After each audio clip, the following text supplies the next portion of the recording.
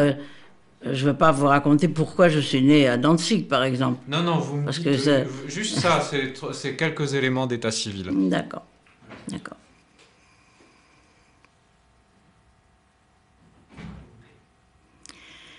Alors, je m'appelle Sarah Lichtstein, ça c'est mon nom de jeune fille, et mon nom de femme est Montard. Je suis née le 16 mars 1928 à Danzig, en Pologne. Et donc j'avais la nationalité polonaise comme mes parents. Et je suis née dans une famille du côté de mon père. Mon grand-père était rabbin. Et c'était le rabbin d'ailleurs du village, du petit village où j'ai été élevée. Parce que de Danzig, on m'a ramenée dans le village qui est au-dessous de Brest-Litovsk et qui s'appelle Malorita. Donc mon grand-père était le rabbin du village. Et mon autre grand-père, mon grand-père maternel, était ce qu'on appelait un braqueur, c'est-à-dire il travaillait pour des nobles polonais, des princes. C'était lui qui déterminait, un forestier, on dirait un forestier maintenant, c'était lui qui déterminait quels arbres il fallait abattre, quelle quantité de bois ça donnerait, etc., etc. Et donc j'ai été élevée dans ce petit village pendant 2 ans et demi, jusqu'en 1930, octobre 1930, date à laquelle nous sommes venus en France. Alors, ma mère était couturière.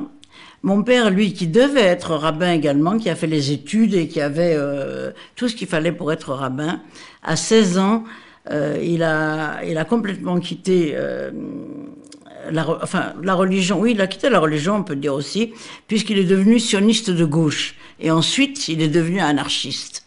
Et ma mère, elle était communiste. Elle avait d'ailleurs été arrêtée en Pologne. On ne tolérait pas, évidemment, les communistes.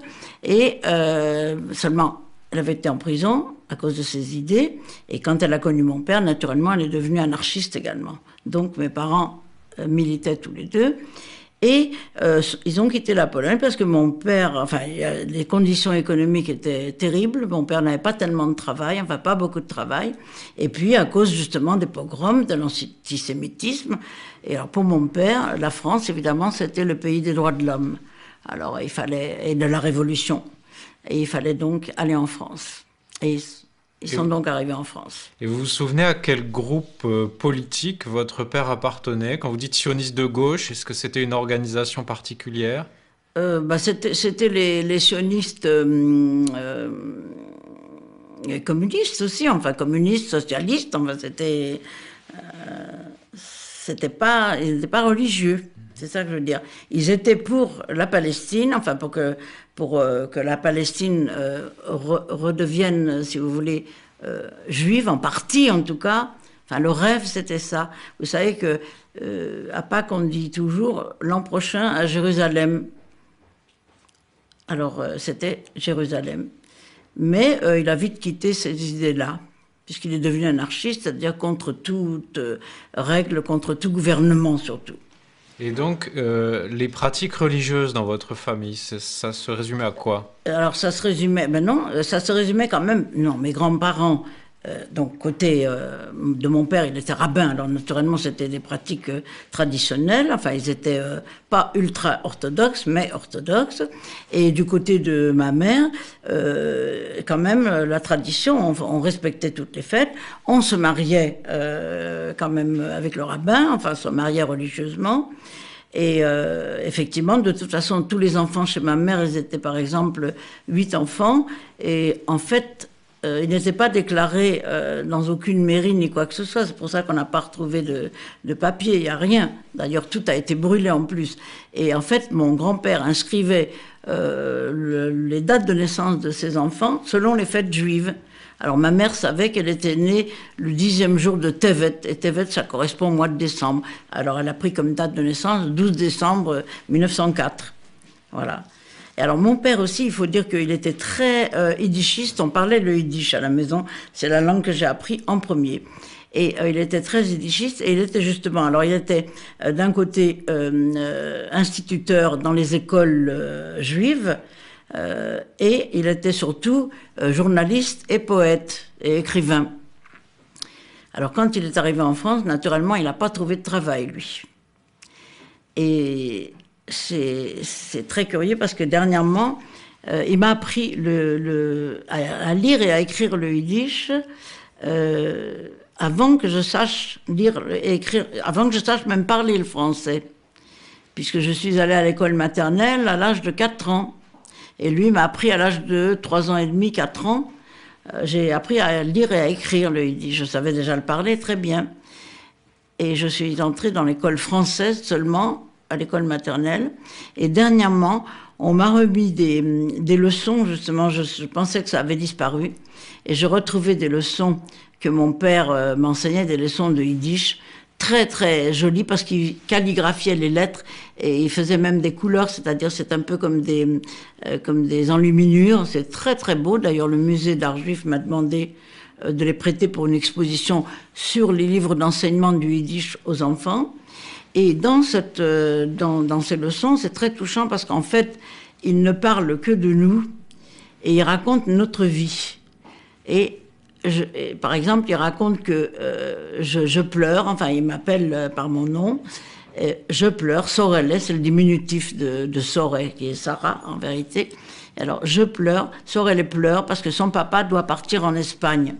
Et elle veut pas qu'il parte, elle lui dit « Reste avec moi, je t'aime, ne pars pas ». Mais il est obligé de partir en Espagne. Et en fait, à la page suivante, on voit très bien qu'il a été obligé de partir en Espagne parce qu'il paraît que je chante, toujours Sorel déambule dans la pièce en chantant « Il y avait une fois un Moïse », c'était le nom de mon père, et on l'a envoyé en Espagne, et des gens méchants l'ont envoyé en Espagne. Et pourquoi l'ont-ils envoyé? Moi, c'est mon papa et je l'aime. Et en fait, ma mère qui était couturière avait un permis de travail, mais lui n'avait pas de permis de travail parce que son travail était très intermittent en France. Donc, il était toujours reconduit à la frontière et il revenait clandestinement. Ça a été justement les clandestins de cette époque-là. Et votre père, vous me dites, il est journaliste, il est poète. Oui. Pour quels journaux il écrit? Est-ce que vous savez? Il écrivait pour la presse juive. Alors en Pologne, je me souviens plus du nom des journaux. Ici, il y avait Notre Voix, il y avait la Presse Nouvelle, il y avait de différentes tendances. C'était pas seulement tendance de gauche. La Presse Nouvelle était communiste, Notre Voix était traditionnelle. Non, Notre Voix c'était Unser Stimme, c'était socialiste. Et puis il y avait Unser Wort, notre parole, qui était traditionnaliste. Et Unser Wort, Unser Stimme, vous le dites en yiddish, c'est donc Unser Stimme, c'est ça, notre voix. C'est donc une presse en yiddish, c'est ça? Oui, oui, uniquement. Et vous mentionnez les poèmes, le poème, même ce que votre père vous avez écrit avec ces fameuses lettrines. Oui. Est-ce que vous le connaissez en yiddish, ce texte? Ah non, mais attendez, ça, c'est pas ces poèmes que je vous mentionne. Je vous mentionne ces leçons, les leçons qu'il m'enseignait. C'est ça. Non, les poèmes, bien sûr, il a édité des plaquettes de poèmes, mais je les ai pas ici. Je pourrais pas vous dire. Je n'en connais pas par cœur, malheureusement. J'ai pas retenu. Mais enfin, il a fait des choses quand même. Il a écrit plusieurs livres. Il a surtout traduit le livre d'André Gide, enfin du français en yiddish, André Gide, Retour du RSS. C'est ce qu'il a traduit juste avant la guerre. Et est-ce qu'il avait côtoyé les auteurs qu'il traduisait? Je pense qu'il avait dû voir André Gide, certainement. Et quels sont les autres textes qu'il traduisait? Non, là c'est le seul qu'il a traduit. Il écrivait lui-même. Il a écrit une histoire de Jonas, Jonas et la baleine. Enfin, il écrivait en yiddish. Et surtout, c'était ces poèmes qu'il éditait, qu'il donnait dans les journaux, ainsi que des articles de fond également. Donc, vous êtes à Paris à partir de 1930 avec votre famille, c'est ça? Octobre 1930. Là, vous entrez à la petite école, à l'école maternelle. Pas encore, parce qu'à cette époque-là, il n'y avait pas de jardin d'enfants. On entrait à l'école à 4 ans. À 4 ans seulement. Donc, je suis entrée à l'école maternelle. On habitait à cette époque-là dans le 20e arrondissement, rue Piat. Et j'allais à l'école rue des Couronnes. l'école maternelle de la rue des Couronnes. Et je suis revenue un jour très fière en disant à mes parents que j'avais appris une chanson, qu'on avait appris une chanson, et je chantais « Ah, petit bas, chama ». C'était « Au petit bois charmant ». Quand on y va, on est à l'aise, cette chanson enfantine. Ah, c'était quand même très amusant parce que j'étais vraiment une étrangère à ce moment-là. Mais bien sûr que j'ai tout de suite appris. Et mon père parlait quand même un peu le français, ma mère pas du tout. Et c'est moi qui leur ai appris en fait le français. Après. Est-ce que vous avez aimé l'école? Ah oui, beaucoup. Beaucoup parce que d'abord c'était une tradition, je crois que chez tous les immigrés, oui, juifs, en général, la culture avait énormément de valeur. Parce que même les gens qui étaient ouvriers, qui étaient tailleurs, qui étaient coiffeurs, avaient une culture littéraire même, on peut dire. Ils connaissaient les auteurs classiques, ils savaient lire, vraiment ils savaient lire. Et c'était très important pour eux tous d'ailleurs que les enfants apprennent bien à l'école et qu'on s'intègre surtout au pays dans lequel on était. Ça, c'était important. À quoi vous l'attribuez justement, ce goût pour les lettres? Je sais pas. Je sais pas, je crois que Peggy avait dit qu'un juif peut remonter aussi loin qu'il veut, il trouvera toujours quelqu'un qui sait lire. Et peut-être qu'effectivement, il y a toujours eu quelqu'un qui savait lire. Je ne sais pas pourquoi ce goût des lettres. Parce que peut-être on pouvait pas rêver autrement. La vie était tellement dure. Les Juifs n'avaient pas droit à avoir de la terre, ils n'avaient pas droit à certaines professions libérales, en tout cas en Pologne. En France, oui, ça y est, on avait le droit également. Mais c'était leur façon de rêver, de s'évader du monde dur. Et à l'école, qu'est-ce que vous aimiez? Ah, moi, j'aimais tout à l'école. Moins le calcul. Mais tout ce qui était dictée, rédaction, enfin, ce qu'on faisait à l'école primaire, alors là. Parce que la maternelle, bon, c'était des collages, enfin, on apprenait ce que tous les petits-enfants apprennent. Alors là, dans les années 30, vous êtes une enfant encore, oui. Mais c'est aussi une période troublée en France. Hein. Il y a le 6 février 1934, ensuite il y a le Front populaire et la guerre d'Espagne qui se profilent. Vous mentionniez l'Espagne, justement. Oui, j'avais envie de vous poser la question. Que font vos parents au moment de la guerre d'Espagne, alors qu'ils sont anarchistes et communistes? Et oui, ils ne font rien, ils militent toujours. Ils étaient évidemment dans le milieu anarchiste avec le journal Le Libertaire, enfin, c'était tout ça. Mais quand même, il faut dire une chose, ça je dois le mentionner quand même, c'est que même la gauche était, je ne peux pas dire antisémite, mais justement, ça n'existait pas. On n'était pas juif, c'était rien d'être juif. Et ils n'avaient pas eu conscience de quand même une particularité culturelle qui était le judaïsme. C'est-à-dire que c'est à ce moment-là que les anarchistes juifs ont fondé un club yiddish, un club anarchiste yiddish. D'abord parce qu'ils pouvaient se réunir et parler leur langue. Et ils ne parlaient pas le français. Alors pendant la guerre d'Espagne, alors on allait à tous les meetings évidemment qui rappelaient la guerre d'Espagne, on voyait ça. On avait des nouvelles ils avaient des amis espagnols aussi et qui étaient en France et qui étaient anarchistes également et qui transmettaient les nouvelles. Et moi, ça m'avait beaucoup impressionné. J'ai beaucoup de souvenirs de cette époque-là. Je remonte très très loin, je remonte même en Pologne. Je crois que mon premier souvenir, c'est 1 an et demi. Il y a des gens qui n'ont pas de souvenirs, moi j'ai beaucoup de souvenirs. Alors je me souviens également du Front populaire, parce que ma mère cachait. Alors il y avait aussi des ouvrières clandestines. Elle était confectionneuse, ma mère. Elle n'était pas couturière sur mesure, mais elle travaillait pour des patrons. Et elle employait des filles qui venaient aussi de Hongrie, de Pologne, enfin clandestinement. Et effectivement, quand la police venait, parce qu'il y avait quelquefois des descentes de police, elle les enfermait dans des placards. Il y avait un placard là où elle enfermait les gens pour pas qu'on les voie. Et ces gens-là, il y en avait beaucoup qui étaient communistes, allaient donc à toutes les manifestations au Front populaire, et on me traînait aussi. Mon père me portait sur ses épaules, et j'allais à toutes les manifestations du Front populaire également. Et la guerre d'Espagne, justement, m'avait tellement impressionné, ce qu'on voyait aux actualités, puisqu'il n'y avait pas de télévision à cette époque-là, les actualités que on voyait des enfants morts, et ça c'était terrible pour moi. Et les bombes aussi, les bombes qui tombaient, et ça m'a hanté pendant des jours et des jours. et j'étais très troublée quand la guerre a éclaté en 1939, justement. Après, d'ailleurs, j'ai su beaucoup de choses parce que beaucoup de nos amis étaient des républicains espagnols.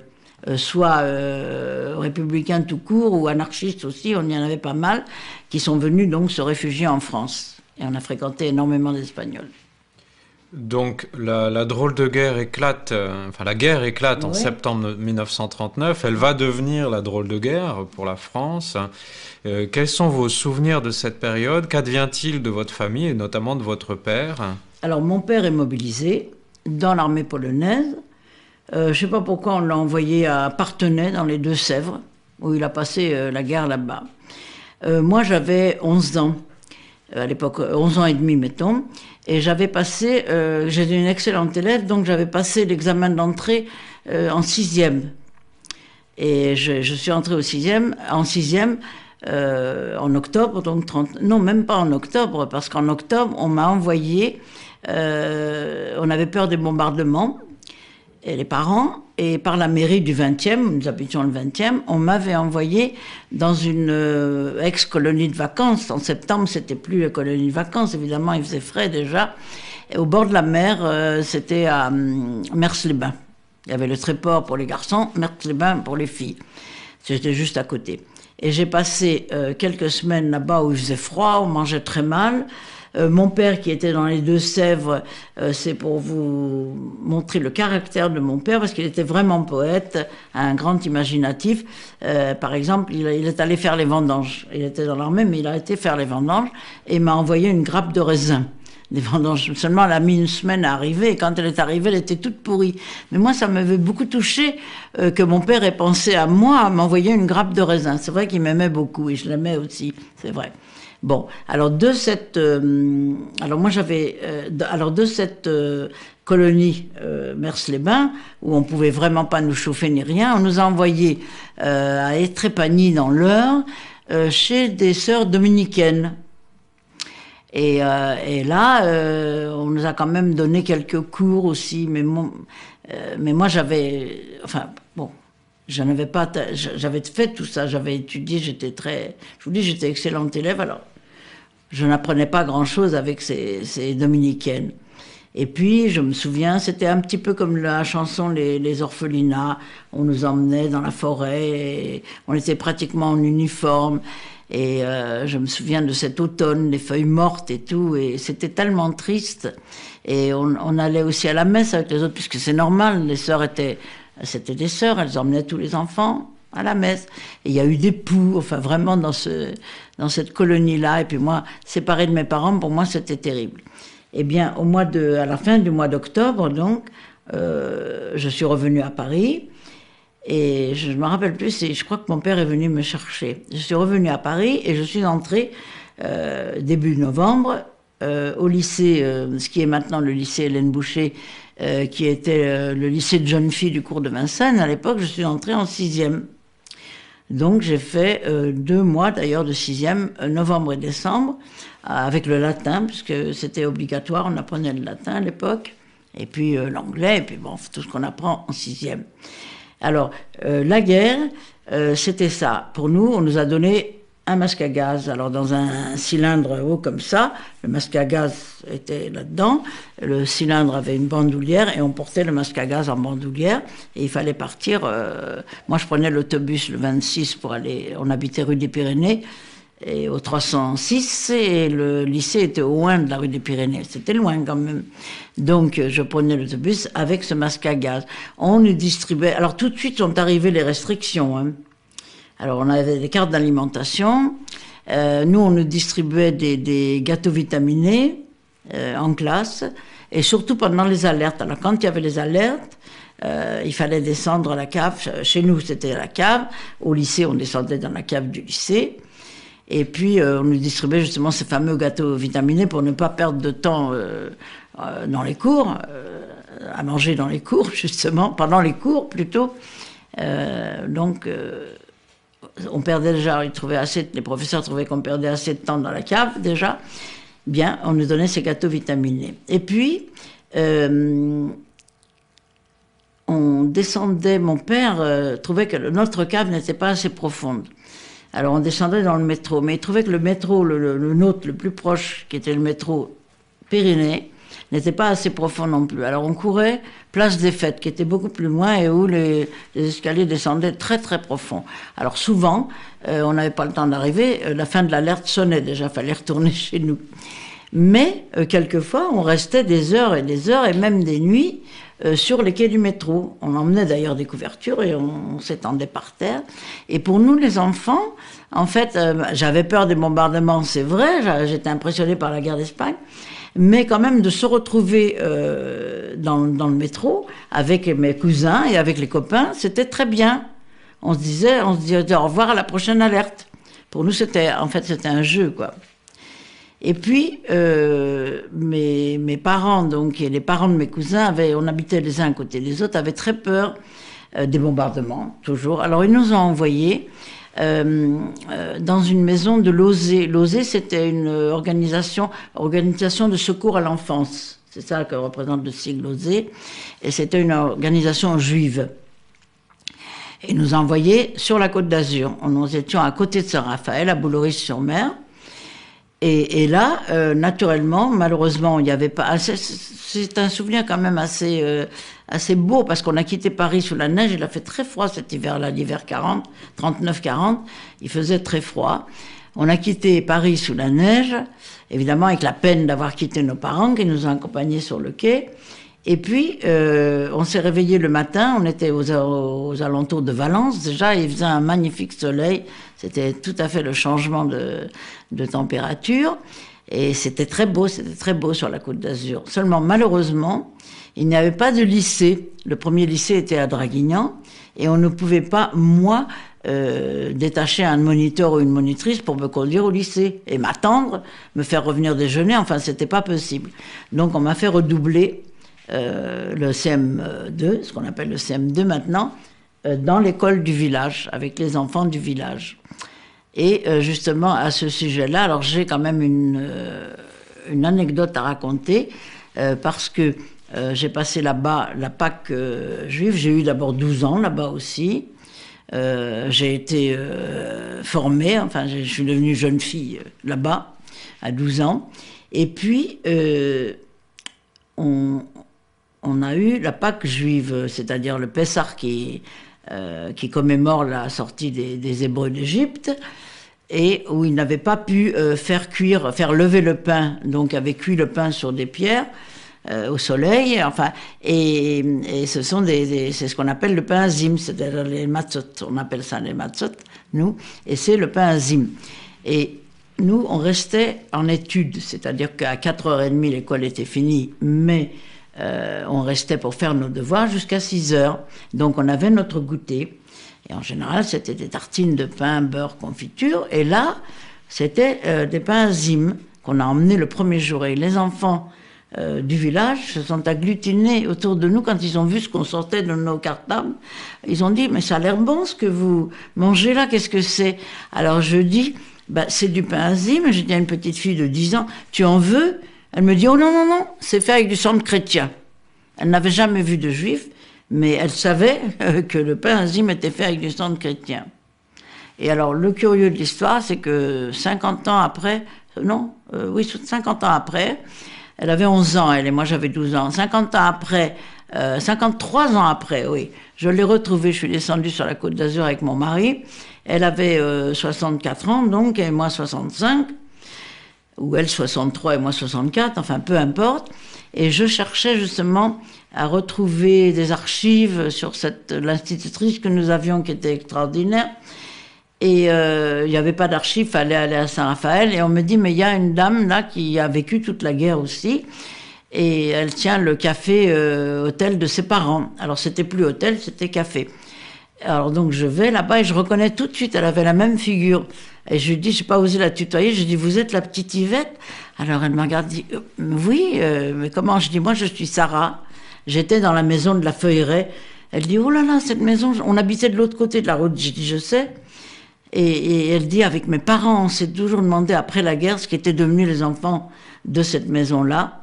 Alors je lui dis, je peux vous dire que la plupart sont morts, mais enfin il y en a qui sont revenus, puisque je suis une des revenues. Et elle m'a donné une photo d'ailleurs de groupe de l'école. C'était formidable. Et je lui dis, mais est-ce que vous vous souvenez que vous avez dit, vous vouliez pas manger de pain enzyme parce que c'était fait avec du sang de chrétien?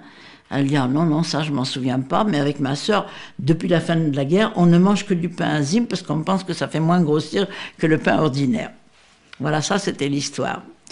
Et puis bon, on a vécu une vie d'enfant aussi, on savait ce qui se passait, on avait des nouvelles de la guerre quand même, puisque les monitrices, la directrice écoutaient la radio. Et puis on a vu arriver justement au mois de juillet, c'est ça, fin juin et juillet, on a vu arriver des gens qui avaient fait l'exode. Ça c'est 40 Oui, c'était 40, bah oui, c'est toute l'année 40 que j'ai passé là-bas. Oui. Et justement, un jour, je me souviens, ça devait être c'était le 14 juin, on est entré en classe et notre maîtresse nous a dit ne vous asseyez pas, j'ai quelque chose à vous dire. Et alors, elle avait les larmes qui coulaient et elle disait les Allemands sont entrés dans Paris. Elle était désespérée et effectivement, les Allemands étaient entrés dans Paris à ce moment-là. Et c'est après qu'on a vu arriver Et cette institutrice-là, elle était extraordinaire parce que comme elle savait que j'avais fait déjà 2 mois de lycée, enfin le 6e au lycée, elle me prenait à part, après les cours, elle me prenait à part pour me redonner des cours d'algèbre, me ramener, enfin me remémorer tout ce que j'avais appris en 6e. Et puis, il y a eu donc l'appel du général de Gaulle, le 18 juin, on a su également. Je ne l'ai pas entendu, moi. Mais si, ce que j'ai entendu, par contre, je ne sais plus pourquoi j'ai entendu le serment de Pétain disant qu'il se sacrifiait pour la France, enfin que lui allait sauver la France. On a vu comment après. Et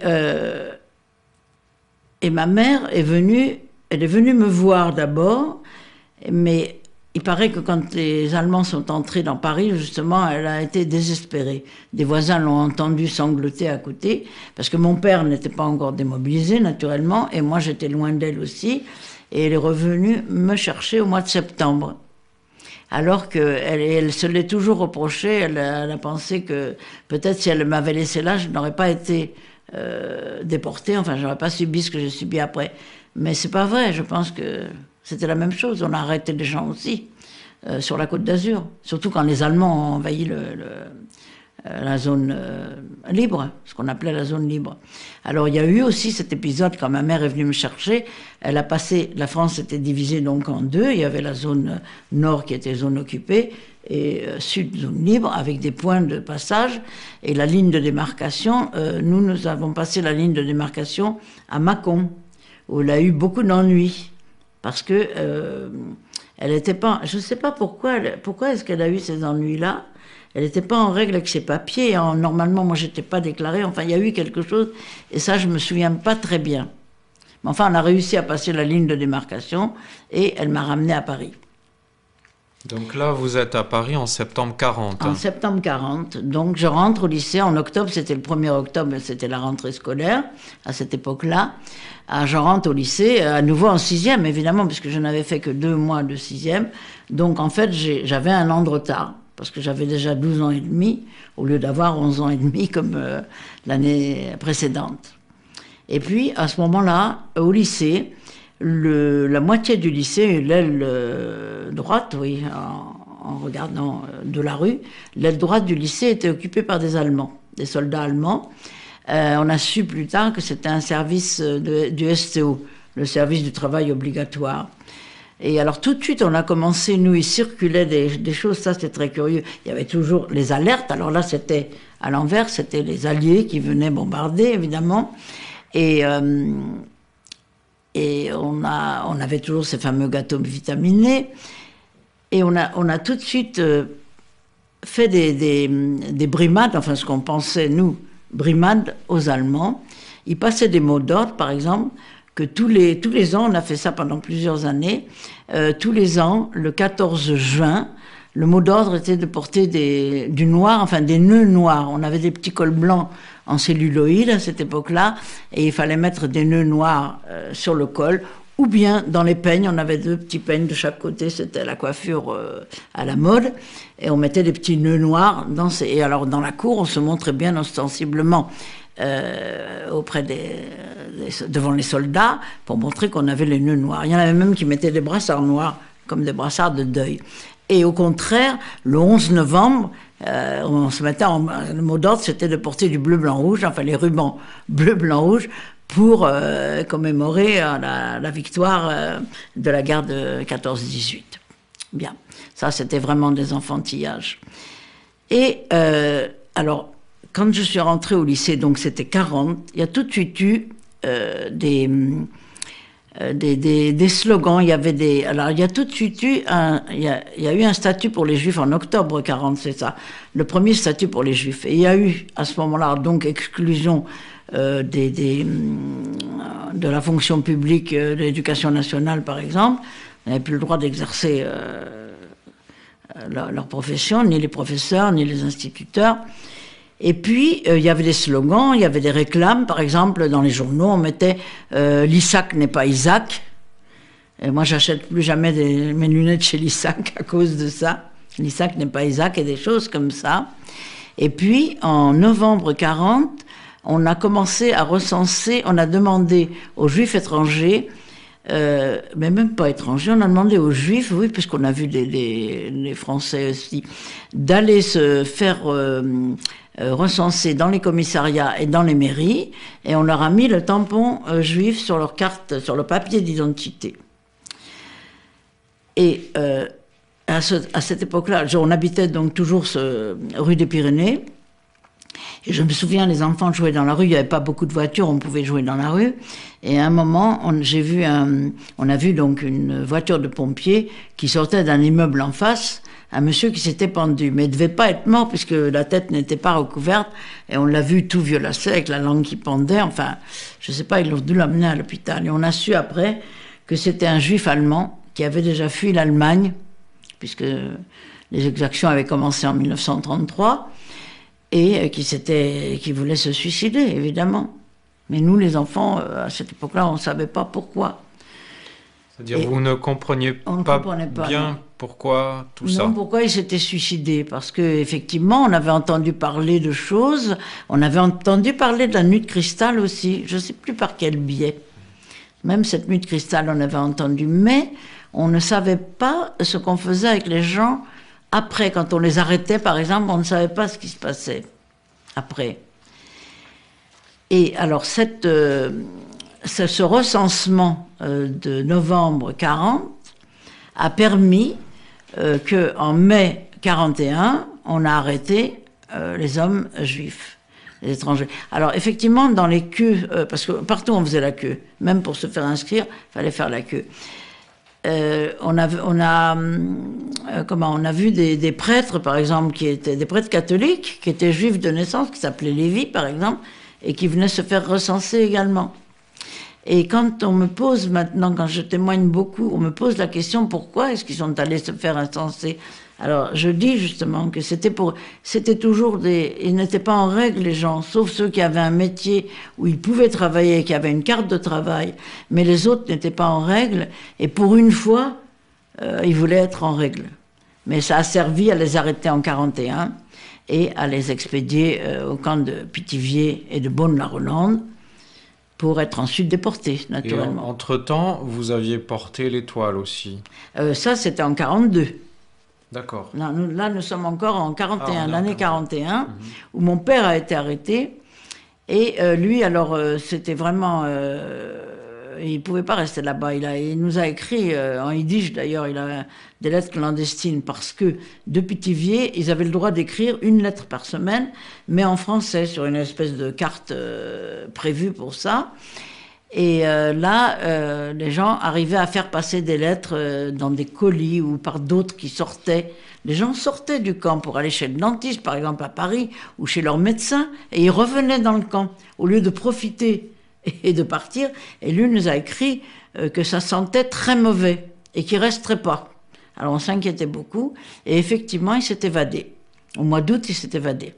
On était, à ce moment-là, 2 de mes tantes avaient épousé des non-juifs, d'ailleurs, Et l'un de mes oncles avait loué une ferme, il aimait beaucoup le travail de la terre, et on était partis, c'était dans Lyon, on était partis chez cet oncle-là, et puis un jour il fauchait un champ, je crois qu'il fauchait un champ de blé, c'était encore très artisanal comme travail, il fauchait à la faux, et il nous dit, venez voir, j'ai trouvé une grosse bête, et ma tante et ma mère et moi, on s'approche, et puis il dit, tu peux sortir. Alors du buisson sort mon père, qui s'était évadé de Pithiviers. Alors lui, on avait demandé des jardiniers, qui étaient jardiniers. Alors il a levé la main, alors qu'il n'avait jamais touché une pelle de sa vie, hein, et il est parti faire le jardinier pendant quelques jours. Il a repéré les lieux, et le troisième ou quatrième jour, ça n'a pas duré longtemps, il s'est caché derrière des buissons, et il a laissé rentrer les autres au camp. Et lui, il est parti. Il est arrivé à pied. Dans Lyon, il a fait 150 km, je crois, à pied. Il devait manger des érelles, tout ce qu'il pouvait trouver dans les bois, enfin, pour se nourrir. Et puis, il est arrivé chez nous. Donc, il est arrivé dans Lyon. Donc, en 41. En 41. Vous êtes tous à cet endroit-là, dans Lyon? On était là, mais alors lui, naturellement, était caché parce que la ferme que mon oncle louait, il louait qu'une partie. L'autre partie était occupée par le fermier. Et alors, c'était terrible parce que mon père, si vous voulez, il faisait des actions d'éclat. Il pouvait faire une action d'éclat, mais en fait, il était très trouillard de caractère. Et par exemple, il avait très peur de l'orage. Et un jour, il y a eu un orage épouvantable et on l'avait caché dans un hangar, dans une grange qui était à peut-être 30 mètres de la maison. Et on a vu mon père courir parce qu'il pleuvait terriblement avec une couverture sur la tête pour se cacher de l'orage et se réfugier près de nous pour avoir un peu de chaleur humaine. Et le fermier ne l'a pas vu, heureusement, parce qu'il l'aurait vu, il aurait pu le dénoncer. Ça, c'est sûr. Alors, finalement, mon père est entré dans la clandestinité après ça. Et il s'est caché, il avait des faux papiers, j'ai encore sa fausse carte d'identité. Il était alsacien, il était devenu alsacien. Ça, c'est à cause de son accent. Si on avait entendu parler, j'aurais dit qu'il était alsacien. Voilà. C'était une très belle carte d'identité, très bien faite. Et il s'est caché à Paris, dans un immeuble où il y avait énormément de juifs qui se cachaient également. Alors... Et cet immeuble, il y avait 2 concierges, un mari et une femme. C'était dans un tout petit passage, ça n'existe plus maintenant. C'était derrière l'église de Ménilmontant, enfin l'église, oui, de Ménilmontant, chantée par Maurice Chevalier. Et c'était un tout petit passage, enfin il y avait plusieurs petits passages, mais ça faisait peut-être 2 mètres de large ou 2,50 mètres de large, ce passage-là, avec une rigole au milieu, et en fait les eaux coulaient là. Je pense qu'au Moyen-Âge, on devait jeter même les seaux par la fenêtre pour que ça coule comme ça dans la rigole. Moi, j'ai connu ça encore juste avant la guerre. J'ai connu, parce que on avait des amis qui habitaient là, donc j'allais les voir avec mes parents, et il y avait un allumeur de réverbère encore à cette époque-là. Il venait avec sa perche, du feu au bout, et il allumait le gaz, enfin les réverbères à gaz. Après, on a mis l'électricité. Juste avant la guerre, c'était des réverbères électriques déjà. Mais c'était très pittoresque. Ça aboutissait à un petit pont qui enjambait la voie ferrée de la Petite Ceinture. Il y avait une petite ceinture autour de Paris. Et c'était un endroit très, très pittoresque. Mais enfin bon, c'était vraiment malsain. Donc mon père s'est caché là pendant toute la guerre. Et je pense que nous arrivons maintenant, parce qu'il n'y a rien de spécial à en dire, sauf que quand même, on entendait, il y avait d'autres amis qui s'étaient cachés ailleurs, mais on entendait les arrestations, on savait qu'un tel avait été arrêté, avait été emmené. Mais alors là, c'était uniquement les hommes. Et puis, on arrive au port de l'Étoile. Alors ça, c'était un décret qui datait du 29 mai 1942. Là, il y avait déjà eu la conférence de Wannsee à côté de Berlin, où ils ont décidé de la solution finale. Bon, alors ça devait être donc la suite. La suite aboutissait à ça, c'est-à-dire qu'il fallait déjà se faire reconnaître, donc porter l'étoile. Alors, et ça a été mis en application, ce décret-là, le 7 juin. Oui, c'était le décret du 29 mai mis en application le 7 juin 1942. Alors chaque juif, à partir de l'âge de 6 ans, devait porter une étoile jaune avec écrit juif en caractère un peu gothique dedans. En Allemagne, c'était Jude, enfin dans tous les pays, c'était dans la langue du pays naturellement.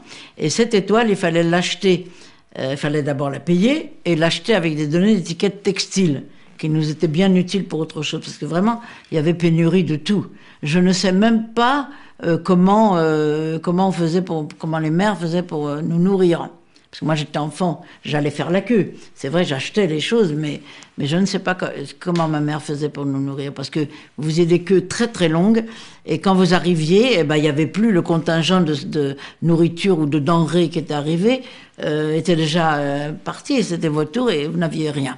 Et vous aviez cette... Oui, votre père a été caché. Et voilà.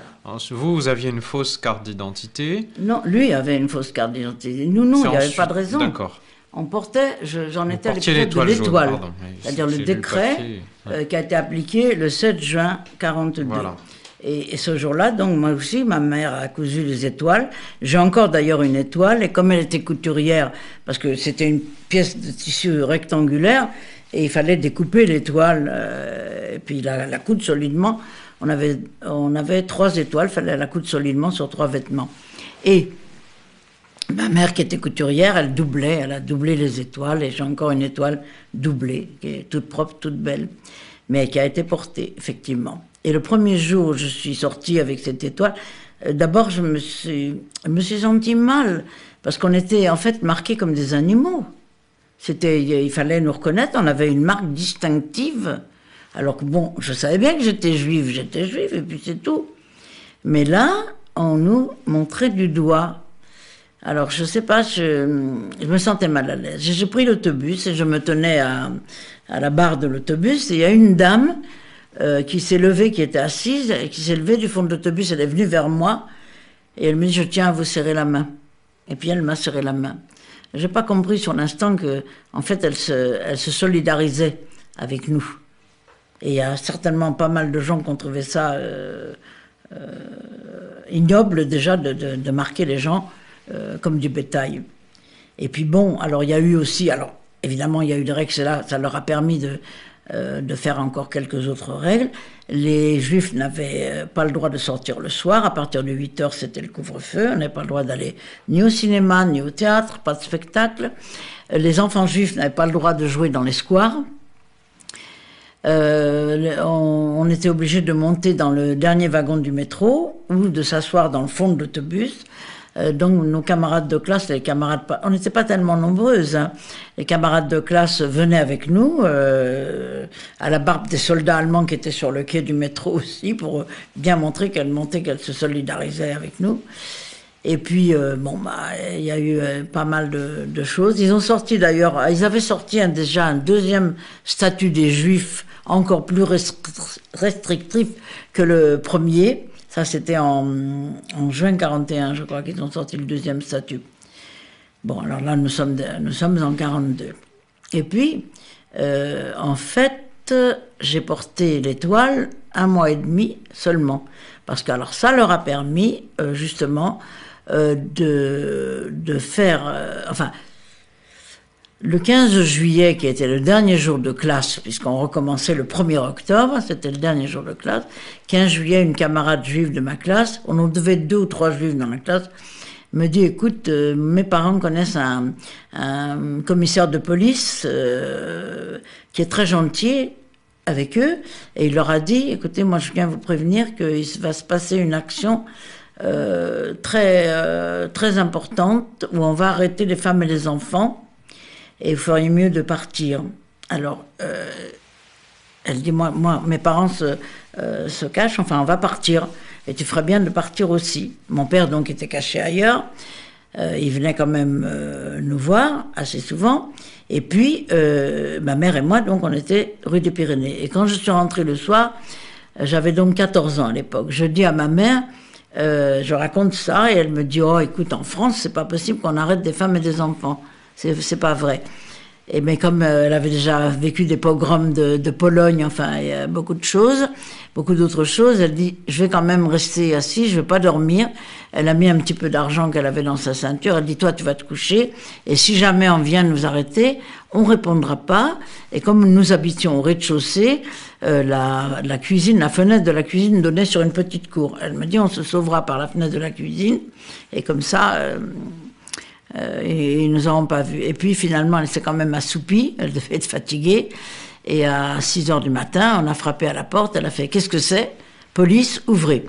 Alors est entré un inspecteur de police avec le chapeau, enfin en civil avec l'imperméable et le chapeau, tout à fait comme dans les films américains. Et puis un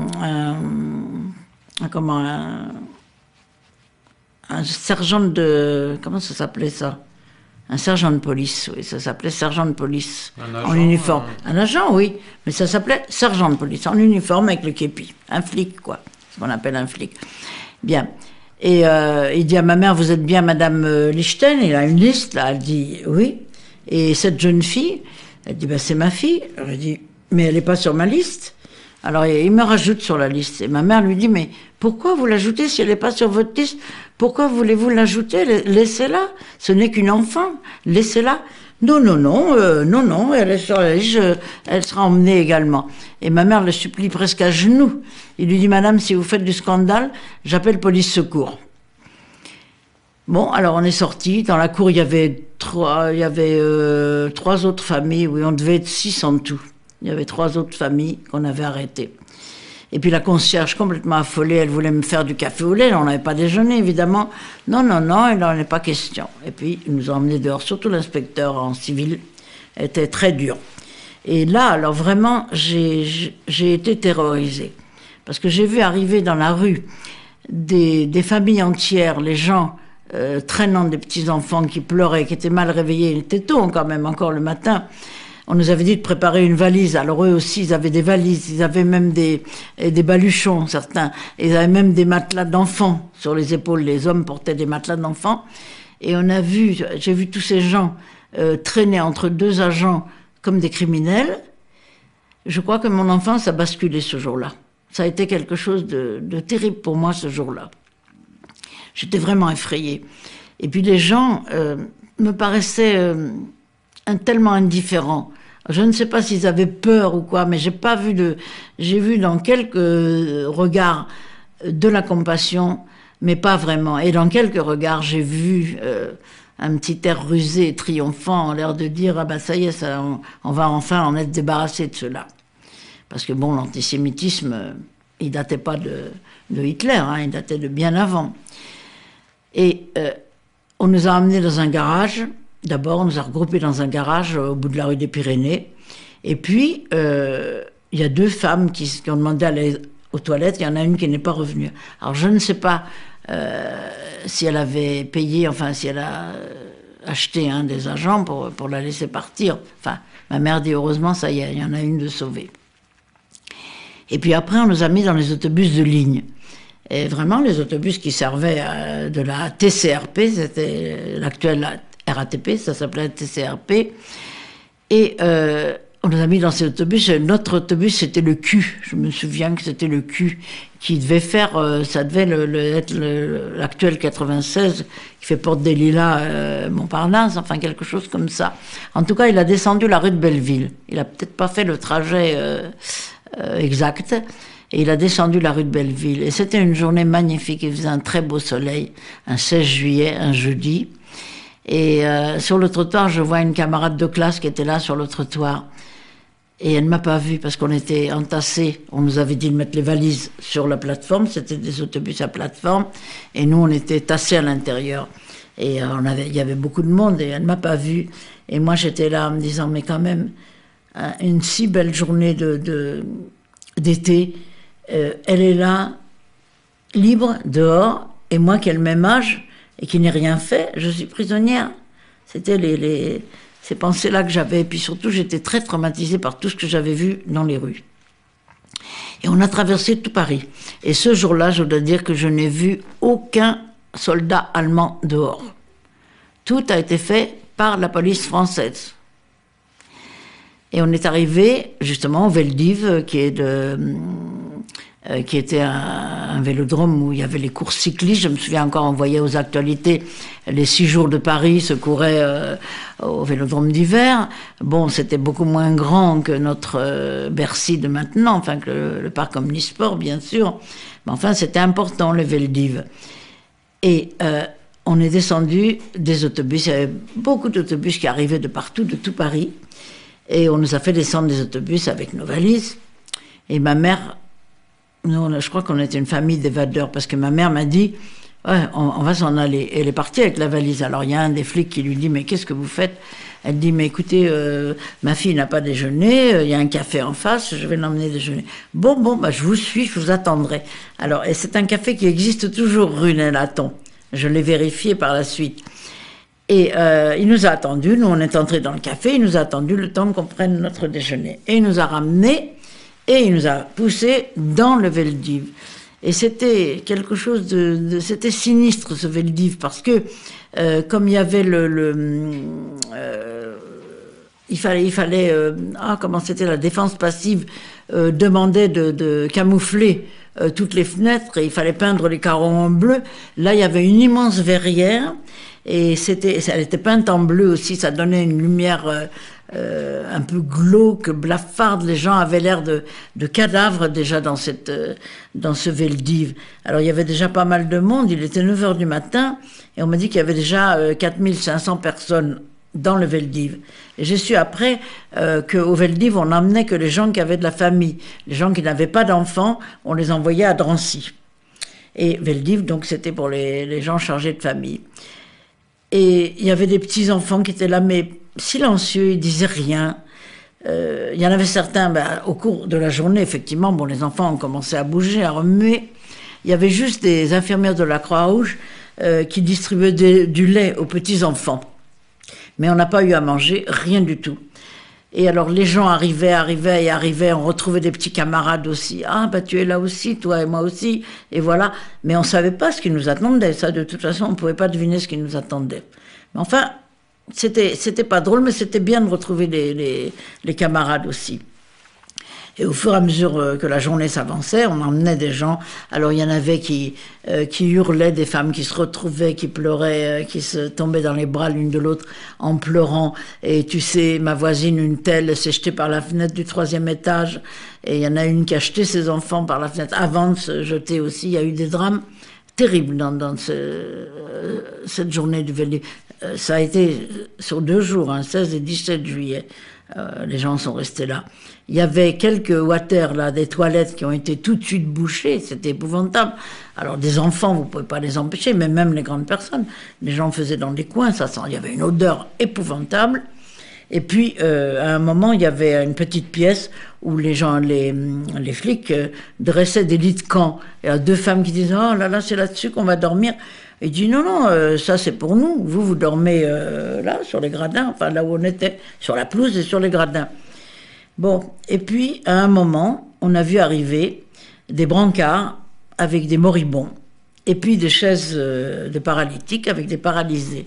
Or, quand on avait demandé aux flics, on avait demandé quand même qu'est-ce qu'on va faire de nous. Et on s'est dit, on va vous envoyer travailler en Allemagne. Alors ma mère, elle s'est dit, les enfants iront à l'école pendant que les parents travaillent. Enfin, il y aura une garderie, il y aura quelque chose pour les enfants. Mais quand elle a vu arriver les paralytiques et puis les moribonds, elle a dit, non, ça, on les a menti. C'est pas vrai. On nous envoie pas travailler. C'est quelque chose de très, très mauvais. Et elle dit, il faut qu'on se sauve. Et elle m'a dit, toi, tu vas te sauver la première. Quand je t'aurai vu partir, je me sauverai aussi, après. Alors, elle m'a donné ma carte d'alimentation, parce que ça, c'était très précieux, et 100 francs, qui était une grosse somme à l'époque. Et puis, alors, naïve comme elle était, elle a mis un petit papier dans la valise avec notre nom et notre adresse. Elle dit peut-être qu'ils nous la renverront. Bon, ça, c'était vraiment de la naïveté. Mais enfin, elle avait eu quand même une bonne jugeote. Et j'ai essayé donc de me glisser dehors. Mais à chaque fois, on me rattrapait. On me disait, mais vous rentrez. Hein, faut pas être au bord de la porte. Rentrez. Parce qu'il arrivait toujours d'autres autobus. Et puis à un moment, Et alors, il y avait, tous les gens de la rue étaient aux fenêtres, évidemment, les gens qui habitaient dans cette rue Nélaton.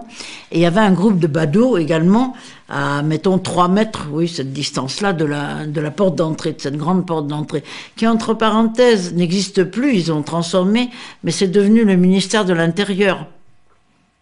Curieusement. Parce qu'on a démoli le Veldiv et c'est devenu le ministère de l'Intérieur, à cet emplacement-là. Bon, alors, je me suis glissée, j'ai réussi à me glisser derrière un des flics et à reculer vers les gens, comme si je m'avançais d'eux. Enfin, j'étais à mi-chemin, à reculons, donc c'est comme si je m'étais avancée d'1 mètre du groupe de gens qui étaient là. Alors, le flic me dit, qu'est-ce que vous faites là? Alors, tout de suite, je dis, je ne suis pas juif, je suis venu voir quelqu'un. Alors, il me dit, foutez-moi le camp, vous reviendrez demain. Après, je me suis demandé s'il m'avait cru ou non, mais maintenant je sais qu'il m'avait pas cru. Parce qu'en fait, j'étais en robe d'été et j'avais un manteau de demi-saison, d'accord, léger, mais plié sur le bras et l'étoile était sur le manteau. Mais j'avais replié, j'avais le manteau sur le bras. Comment est-ce qu'il pouvait penser qu'une jeune fille se baladerait avec un manteau sur le bras en plein mois de juillet? Donc il m'a sauvé la vie en fait. Et alors j'ai marché. Au bout de la rue, il y avait des barrages. On arrêtait les gens et je me dis ça y est, ils vont m'arrêter. Non, ils m'ont laissé passer, ils ont cru que je venais d'un immeuble ou peut-être que, je sais pas, j'ai eu de la chance ce jour-là.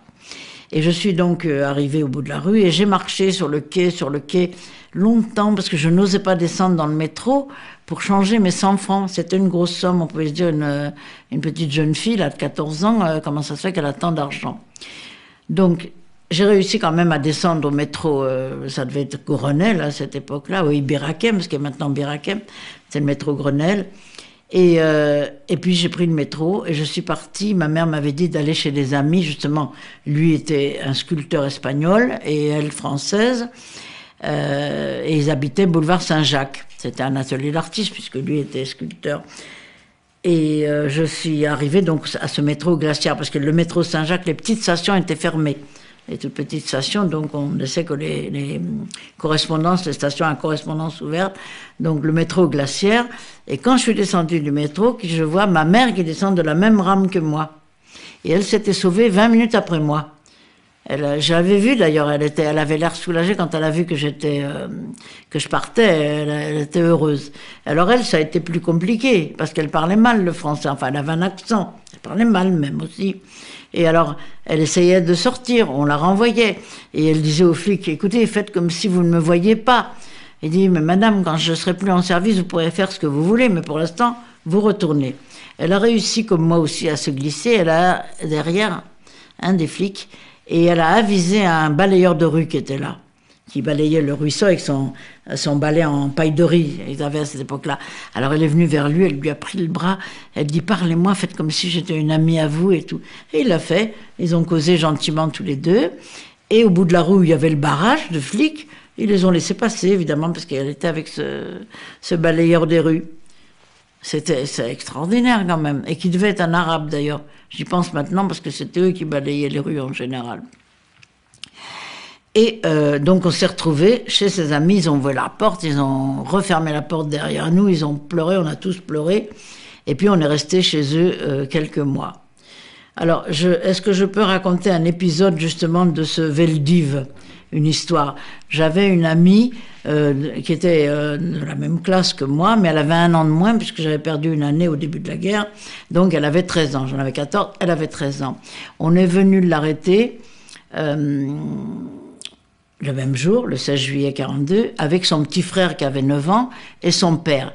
Et sa mère était à l'hôpital Tenon parce qu'elle était malade. Donc les voisins ont vu arrêter le père avec les 2 enfants. Et une fois qu'ils ont été dans la rue, un des flics lui a dit à elle, cours. Il y en a eu quand même qui ont aidé. Il a dit, cours. Alors elle s'est réfugiée chez notre directrice de lycée. Et sa mère, qui est sortie 8 jours après de l'hôpital guérie, est montée chez elle, au 5e étage, et les voisins lui ont dit, on a emmené votre mari et vos 2 enfants, et elle s'est jetée dans la cage de l'escalier du 5e étage. Elle ne savait pas que sa fille était restée vivante. Et le curieux de l'histoire, c'est que cette fille-là, la directrice qui était une femme extraordinaire, l'a cachée chez les sœurs, enfin les religieuses à Saint-Mandé. Cette fille-là ne s'est jamais mariée et elle est devenue professeure de lettres classiques. Et quand elle a pris sa retraite en 1989, ma fille, qui est professeure de lettres classiques, a été nommée sur son poste. Par hasard, rien demandé. Elle a occupé son poste. C'est curieux quand même. Voilà, ça c'était cette histoire-là. Donc on s'est caché chez ces amis-là pendant 2 mois, je pense.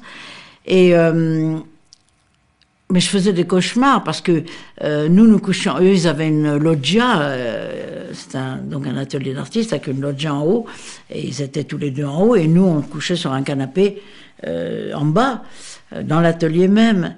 Et comme ils faisaient des sculptures, enfin des terres cuites, la terre glaise, il fallait pas qu'elle sèche, donc ils la mettaient sous des linges mouillés. Et je me réveillais la nuit et je voyais ces linges, ces ombres, et ça, je revoyais tout ce qui s'était passé au Veldiv, ces ombres que je voyais aussi. On a dit d'ailleurs après, ça je l'ai pas vu moi, que des gens se jetaient des gradins d'en haut pour se suicider également. Tellement les gens ont pris conscience qu'on nous voulait du mal en fait. Et ce que j'ai appris des années après d'ailleurs, c'est ça qui m'a fait le plus de mal. C'est que les Allemands n'avaient pas demandé les enfants. Et c'est Pierre Laval, le président du Conseil, c'est de l'époque, président du Conseil de Pétain, donc ça équivaut à notre Premier ministre, c'est lui qui a dit qu'il fallait arrêter les enfants aussi par mesure humanitaire. En fait, c'est parce qu'il ne savait pas du tout quoi en faire de ces enfants. Il aurait fallu les nourrir, bien sûr. Et il ne voulait pas s'enquiquiner. Et il a fait arrêter les enfants également. Et ces enfants-là, on les a envoyés d'abord avec les mères à Bonne-la-Rolande, et on a tout de suite déporté les mères. Et eux, on les a renvoyés 2 mois après à Drancy pour les déporter avec d'autres adultes pour faire croire que c'était leurs parents. Et je dis toujours, ils sont morts 2 fois, ces enfants-là. Première fois, la séparation, et la deuxième fois, pour de bon, directement dans la chambre à gaz. Et en fait, il y a des gens qui ont décrit cette arrivée des enfants à Drancy qui était terrible, parce que les enfants, ils avaient tous des croûtes, enfin, il y avait l'impétigo, on appelle ça, oui, et puis des petits, enfin, ils avaient des pancartes avec leur nom, mais les petits, enfin, ils s'amusaient, ils avaient échangé leurs pancartes, et ils ne savaient même plus leur nom, mais c'était pas important, puisqu'ils allaient mourir de toute façon. Bien, alors après cette période-là, 2 mois, ça a duré, donc juillet, enfin fin juillet, août, mi-septembre, on nous a trouvé une autre cache à Vincennes cette fois-là, et puis je suis retournée au lycée. Alors, dites-moi juste un mot là-dessus. Votre père, pendant toute cette période, où se trouve-t-il et avez-vous des contacts avec lui? Ah mais oui, absolument, on se voyait, c'est-à-dire mon père. Alors, la première chose, quand on a été arrêté, la première chose qu'il a faite, il est parti avec un cousin, casser un carreau, puisqu'on mettait des scellés sur les appartements. Et il est parti avec un cousin, et ils ont cassé un carreau, et il a sorti la tête de machine à coudre de ma mère et mon violon, parce que je prenais des leçons de violon. Voilà, c'était tout ce qu'il... Et quelques papiers aussi, puisqu'il a dû sortir ces fameuses leçons de yiddish, puisque je les ai revues après. Et lui ne les a pas revues. Il a dû penser que c'était perdu, et ça lui aurait fait plaisir de revoir, après la guerre, ces leçons de yiddish. Alors, donc il se cachait, et on se voyait quand même assez souvent. Et alors, quand je suis retournée au lycée, donc en octobre, le 1er octobre 1942, la directrice m'a prise à part, et elle m'a dit, Sarah, on ne vous arrêtera jamais au lycée. Je peux vous assurer qu'on ne vous arrêtera jamais au lycée. Elle a dû dire la même chose à toutes les élèves juives. Et ce qui fait que le seul endroit où j'étais tranquille, c'était le lycée. J'étais en paix au lycée. Partout ailleurs, j'avais une fausse carte d'identité aussi. Je m'appelais Liliane Sarraud parce que mon père voulait que je garde les mêmes initiales, SL, et donc c'était LS, Liliane Sarraud. Et je me baladais avec cette fausse carte.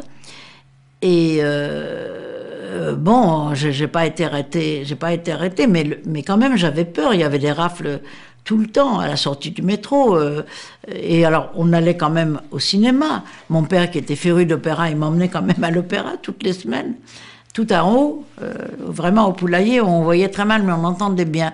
Il y avait tous les mélomanes qui étaient là avec leur partition de musique, et alors ils suivaient tout. S'il y avait une fausse note, ils protestaient. Et on voyait pas tellement, enfin, la vue n'était pas bonne, mais ils m'emmenaient. Alors, dites-moi là-dessus aussi, vous êtes caché à quel endroit? Est-ce que vous restez au boulevard? Non, alors on est resté quelques mois encore à Vincennes également, parce que d'abord c'était près de mon lycée, mais on n'a pas pu garder parce qu'il fallait que la personne qui nous a prêté l'appartement récupère. Alors on a retrouvé une autre chambre, louée au nom d'un de mes oncles qui n'était pas juif, avenue de la République. Et là, toute la famille est unie à cet endroit-là? Ah non, pas du tout. Non, votre père est mon ailleurs, père restait là-bas, il venait nous voir tous les jours. J'allais le voir également tous les jours. Ce qui fait que, par exemple, en 43, le cousin avec qui il était venu rechercher nos affaires, en 43, a été arrêté avec sa femme dans l'immeuble où se cachait mon père, parce que quelqu'un les a suivis, ou on les avait dénoncés, je ne sais pas. Et ce jour-là où j'allais voir mon père, j'ai vu débouler, il y a un Polonais qui a dit que c'était ses enfants à lui. Parce qu'ils ont demandé à qui sont ces enfants qui étaient couchés dans le lit. 2 enfants de 3 ans et 4 ans. Et le Polonais, qui n'était pas juif, a dit que c'était ses enfants à lui. Et je l'ai vu sur l'autre trottoir. Moi, je montais voir mon père et lui descendait avec chaque enfant au bout de sa main. Et il allait les amener chez ma tante et mon oncle, qui n'était pas juif, justement. Et ses enfants ont été cachés après. Ça a été terrible. Et ce cousin n'est pas revenu avec sa femme. Ils ont écrit une carte dont j'ai la copie, une carte postale à leurs enfants, en leur disant que c'est une carte d'adieu qu'ils leur envoient, mais qui feront leurs efforts pour survivre et tout, surmonter, mais ils sont pas revenus. Et ces enfants-là, mon oncle et ma tante les ont cachés chez des paysans en Bretagne, puisque mon oncle était breton.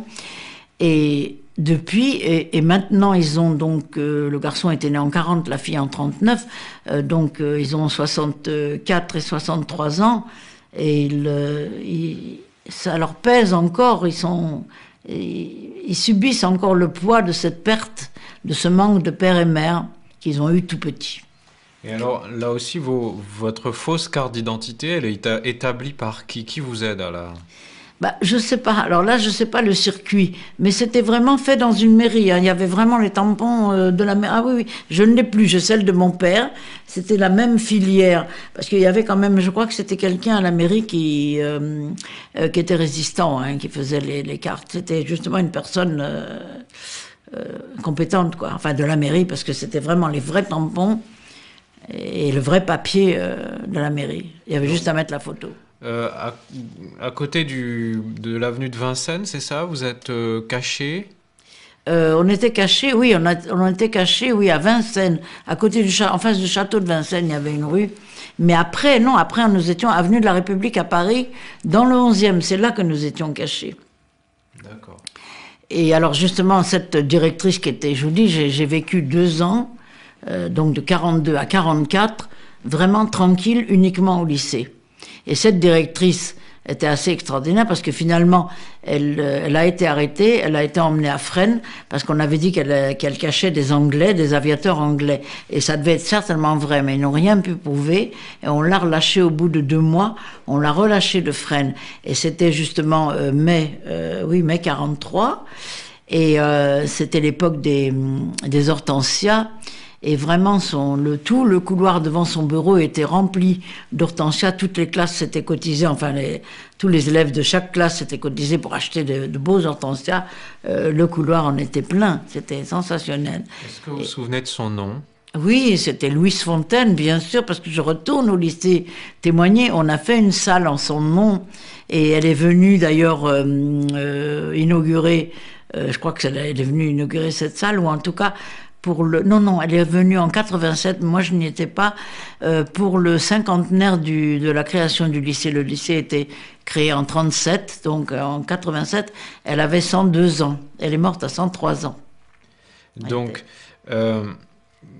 Jusqu'à 1944, vous êtes caché où alors en 1944? Avenue de la République. Avenue de la République. Enfin, dernier avenue de la République. Et là, c'est plus d'1 an là. C'est avec votre mère oui, aussi? Oui, j'étais avec ma mère et mon père venait nous voir tous les jours. Ou j'allais le voir aussi. Je sortais quand même.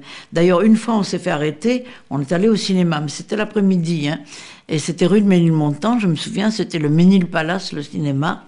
Et quand on était avec une voisine de mon père, de ce passage de Patoria qui n'était pas loin. Et quand nous sommes sortis du cinéma, on a bien vu qu'il y avait 2 hommes en imperméable, mais on n'a pas fait enfin, on a fait semblant de ne pas faire attention, on a traversé la rue et ils nous ont pris, tous les 3 d'ailleurs, la voisine, mon père et moi, par le bras, et ils nous ont, il y en a un qui m'a enfoncé son revolver dans les côtes, là, et ils nous ont dit, écoutez, montrez vos papiers et tout ça, enfin, mais ils nous ont pas cru, là. Alors, vraiment, ils nous ont arrêtés.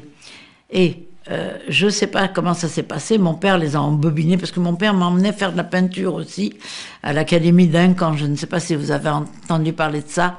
Il y avait Raymond Duncan, qui était le frère d'Isadora Duncan, la danseuse. Et lui, il était très féru de culture grecque, de civilisation, culture grecque. Et rue de Seine, il avait tout un centre qui s'appelait l'Académie Duncan, et on apprenait le lancer de javelot, on faisait de la peinture, on faisait des tas de choses là, et lui, on tissait aussi du lin, et lui était vêtu à la grecque avec le bandeau, les longs cheveux, le bandeau là. C'était très intéressant ça pendant la guerre, c'est vrai. Et mon père m'emmenait là.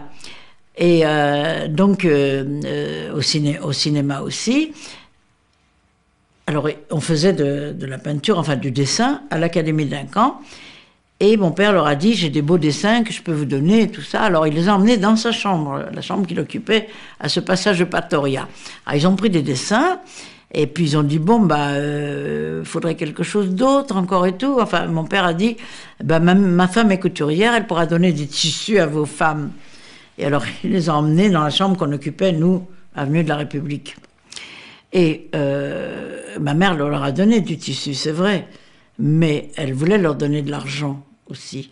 Mais il fallait qu'elle aille le chercher. Elle avait une autre pièce où elle travaillait et où étaient cachées des armes, parce qu'il y avait des camarades espagnols qui faisaient de la résistance là, et les armes étaient cachées là. Alors elle n'aurait pas voulu qu'ils soient dénoncés, évidemment, surtout par elle. Et elle leur a donné uniquement des pièces de tissu qu'elle avait donc dans notre chambre pour leurs femmes. Et puis, il y en a un, pendant ce temps-là aussi, dans l'escalier. C'était des hommes de 40 ans. Pour moi, j'avais 16 ans à l'époque. Hein. Non, j'avais pas encore 16 ans, parce que si, je devais déjà avoir 16 ans. C'était peu de temps avant qu'on soit vraiment arrêté. Et donc, j'avais 16 ans, et un homme de 40 ans, c'était un vieux pour moi. Et il m'a prise comme ça dans l'escalier, il a commencé à m'embrasser, et il m'a donné un rendez-vous. Je lui ai dit que j'irais, mais je n'y suis pas allée. Et quand on a été arrêté, c'est-à-dire le 24 mai 1944... on a frappé à 7h15 le matin. 7h le matin.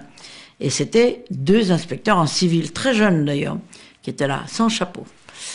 Et 2 inspecteurs en civil, et qui sont venus, ils ont dit, il y a quelqu'un qui vous a dénoncé, et on vient donc vous arrêter. Et ma mère a cru que c'était les flics, là, l'autre, parce que j'étais pas venue au rendez-vous ou quoi, mais il paraît que mon père les a vus après la guerre et qu'ils ont juré sur la tête de leurs enfants que c'était pas eux. Et ça doit être vrai. Parce qu'en fait, ils nous ont donc arrêtés. Il a fallu faire une valise. Alors, ce jour-là, s'ils étaient venus un quart d'heure plus tard, j'étais partie pour le lycée. Et en plus, j'avais le livret trimestriel à ce moment-là. Et j'étais assez bonne élève. Et ils m'ont dit, oh là là, vous avez des bonnes notes, qu'est-ce que vous voulez faire plus tard? Alors je dis, moi je voudrais faire médecine, c'était ce que je voulais faire.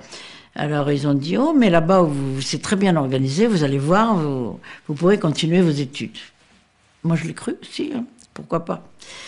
Et puis on est descendu dans cette avenue de la République où le trottoir est assez large, et tout d'un coup, en face de nous, on voit arriver mon père qui venait nous voir. Il était peut-être 7h30 du matin ou 8h. Et ma mère me dit en yiddish, elle dit, oh là là, pourvu qu'il ne nous voit pas, parce que sans ça, il va venir, et puis il sera arrêté aussi. On était avec notre valise, encadré avec ces 2 jeunes flics, enfin inspecteurs. Et une chance, mon père, il avait le soleil dans les yeux. Nous, on avait le soleil dans le dos, et lui, il avait le soleil dans les yeux, il ne nous a pas vus. Il a su tout de suite après qu'on avait été arrêtés, mais il ne nous a pas vus. Et alors ces flics-là nous ont emmenés dans le métro jusqu'à la préfecture de police, jusqu'à la cité. Et ma mère les suppliait, elle voulait leur donner de l'argent. Elle aussi, là, elle avait de l'argent, elle voulait leur donner, elle avait un peu d'argent. Non, ils ne sont pas laissés acheter ni rien. Et on nous a emmenés dans les bureaux donc, de la préfecture de police, où on nous a montré la lettre anonyme. Et il y avait écrit, il n'y a pas longtemps que je connais votre organisation et je vous admire.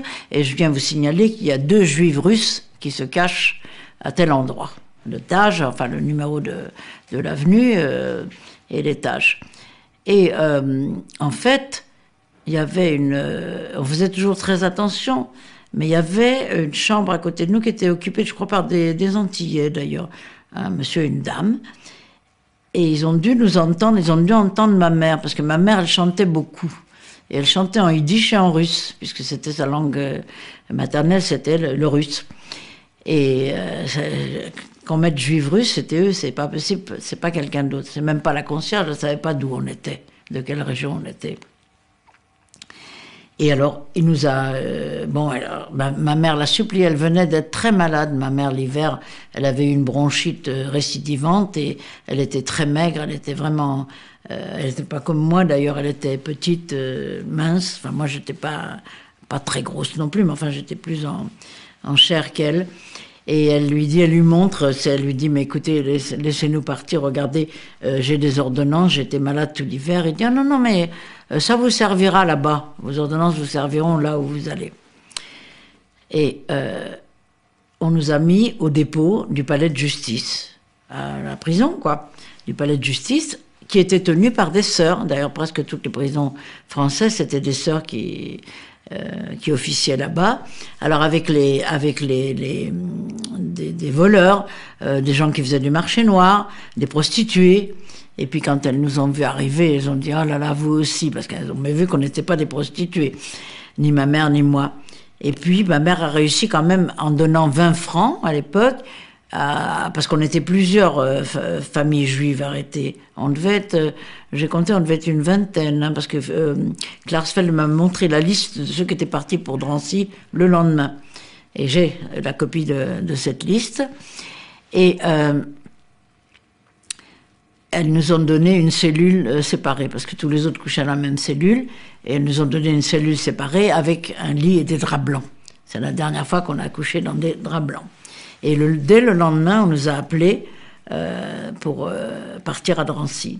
Et on nous a emmenés à Drancy. Alors, il y a quelque chose qui est très curieux. Les hasards sont vraiment formidables. Parce que j'ai donc la copie de cette liste, et c'est des numéros 20 200 et quelques. Et quand on arrive à ma mère et à moi, ma mère, c'est 20 000, enfin, on répète pas les 20 000, mais le dernier numéro, c'est 41. Et à mon nom, le dernier numéro est le 42. Et quand on a été tatoué en arrivant à Birkenau, ma mère avait 41 et moi 42. Le dernier numéro de mon numéro de tatouage est le 42. C'est curieux, ça, c'est vraiment le hasard, parce que ça n'avait rien à voir. Donc on nous emmène à Drancy, mais alors là, justement, dans les paniers à salade. Et les paniers à salade, les voitures de flics, c'est pas comme maintenant. Je vois quelquefois passer, c'est grillagé, mais assez aéré. Tandis que là, c'était des toutes petites cabines qui étaient prévues pour une personne. Et là, on était à 2. On étouffait carrément, vraiment, dans cette cabine-là. Et on arrive, on nous dit, vous allez à Drancy. Et à Drancy, on ouvre donc les portes et on voit justement ce grand camp. C'était un quadrilatère. Alors c'était d'anciens, des HLM qui n'étaient pas terminés. Ça devait être des habitations, justement, loyer modéré, qui n'étaient pas terminées. Et tout autour, il y avait derrière ce quadrilatère, il y avait 4 grandes tours qui étaient les casernes des gendarmes. Parce qu'en fait, c'était les gendarmes qui s'occupaient de Drancy. Drancy avait été construit, enfin, été prévu. On a institué un camp déjà en 41, quand on a arrêté justement les hommes en 41. Depuis 41, il y avait déjà des internés à Drancy. Et alors, le camp était gardé par les gendarmes. Naturellement, l'administration était allemande. Et on nous a alors là-bas, on nous a amenés dans un bureau, on nous a dépouillés de tout, les bijoux, les montres, les stylos, enfin tout ce qu'on pouvait avoir. Et l'argent, naturellement, on a donné un reçu. Là-bas, vous récupérerez votre argent. C'est vraiment, on nous prenait... Ou alors, les gens étaient naïfs aussi, ceux qui s'occupaient de ça, j'en sais rien. Ou alors, vraiment, on nous prenait, nous, pour des imbéciles. Et on est arrivé donc ce 25 mai 44 à Drancy. Et à Drancy, on nous a mis dans les chambrées, hommes, femmes mélangés. Mais la vie, elle n'était pas si dure. Je veux dire, on mangeait pas beaucoup, mais ça, c'était toute la France. Tout le monde avait faim. Mais, si vous voulez, bon, il y en avait qui avaient trouvé des plans de travail. Là, ma mère elle essayait de se faire embaucher. Comme elle était couturière, elle dit, il y a peut-être un atelier, je pourrais servir la lingerie, raccommoder le linge ou n'importe quoi. Il n'y a rien eu à faire. Mais alors, il y avait ces HLM prévus, avaient des colonnes, il y avait des galeries. Derrière les colonnes, il y avait des galeries. Et on se baladait le soir ou même dans la journée. Dans ces galeries, c'était le lieu de promenade. On se serait cru aux Champs-Élysées. Ma mère a écrit quelque chose là-dessus, d'ailleurs. Et elle écrivait qu'elle avait regretté de ne pas avoir emmené son tailleur pour se balader comme aux Champs-Élysées avec le tailleur neuf. Et puis il y avait des amourettes. J'ai eu un amoureux là-bas, un garçon de 18 ans aussi. Moi j'avais 16 ans. Qui m'a proposé de coucher avec lui. D'ailleurs, il m'a dit on ne sait pas où on nous emmène. Ça sera peut-être pas bien, mais et justement, il faut que tu connaisses ça avant peut-être de mourir. Peut-être qu'on va mourir. On savait, je sais pas. On réalisait pas. On savait que c'était pas en colonie de vacances qu'on nous emmenait, ça c'est sûr. Mais on réalisait pas quand même à quel point ce serait pas la colonie de vacances. Et bon, donc j'avais cet amoureux, alors il voulait coucher avec moi. Moi, ça, j'ai pas voulu. J'ai dit non, c'est pas la peine, je ne l'aimais pas assez pour ça. Puis enfin, à 16 ans, à cette époque-là, on couchait pas si facilement. Et bon, ça n'a duré que 5 jours, cette vie de promenade et tout. Et au bout des 5 jours, on nous a appelés un matin. On nous a donné un colis avec, il y avait des choses à manger. Il y avait surtout de la dextrose, enfin, pour ne pas avoir soif. Et on nous a emmenés, toute la chambrée, notre chambrée, et d'autres d'ailleurs, il n'y avait pas que la nôtre, on nous a fait descendre, et on nous a emmenés à la gare de Bobigny. Et alors, avec des autobus à nouveau, en avant dans les autobus de ligne, jusqu'à la gare de Bobigny. Et ça, c'était les gendarmes qui nous encadraient. Et à la gare de Bobigny, là, on nous a remis dans les mains des Allemands. Il y avait sur le quai un train. Et que vous allez être du prochain convoi. Comment vous apprenez ça? On est à Drancy, hein? Non, je vous ai déjà parlé du quai, oui, où il y avait, c'est ça. Non, on l'apprend parce qu'on nous dit le matin, vous descendez avec votre valise. Voilà. Parce qu'on nous avait fait emmener aussi une valise, là, naturellement. Ouais.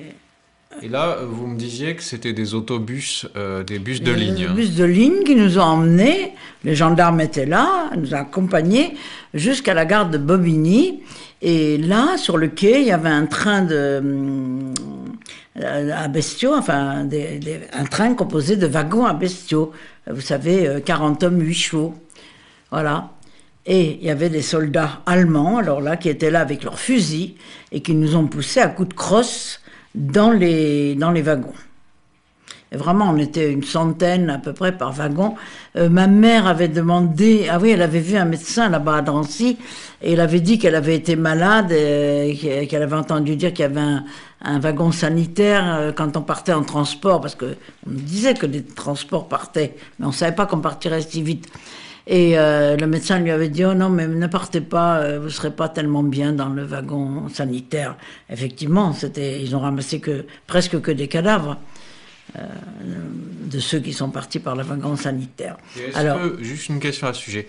Est-ce qu'à ce moment-là, vous savez où vous allez? Ou qu'est-ce qu'on vous dit sur la destination? Rien. Si, on nous a dit... Ah si, pardon. Mais oui, c'est très important. J'ai une lettre, justement, que... Un de mes oncles, qui vit toujours d'ailleurs, qui n'était pas juif, m'a remise ces dernières années. Je ne sais pas pourquoi il a gardé cette lettre-là. Il y a 5 ans seulement qu'il me l'a remise. J'ai une lettre datée du 29 mai 1944, donc, où, que ma mère m'a fait écrire, qu'elle m'a dicté, où elle dit ça fait 3-4 jours que nous sommes ici et nous n'avons plus aucune illusion. Nous partons demain parce qu'on avait dit effectivement qu'on nous déporterait le 30 mai. On nous l'a dit ça, qu'il y aurait un convoi.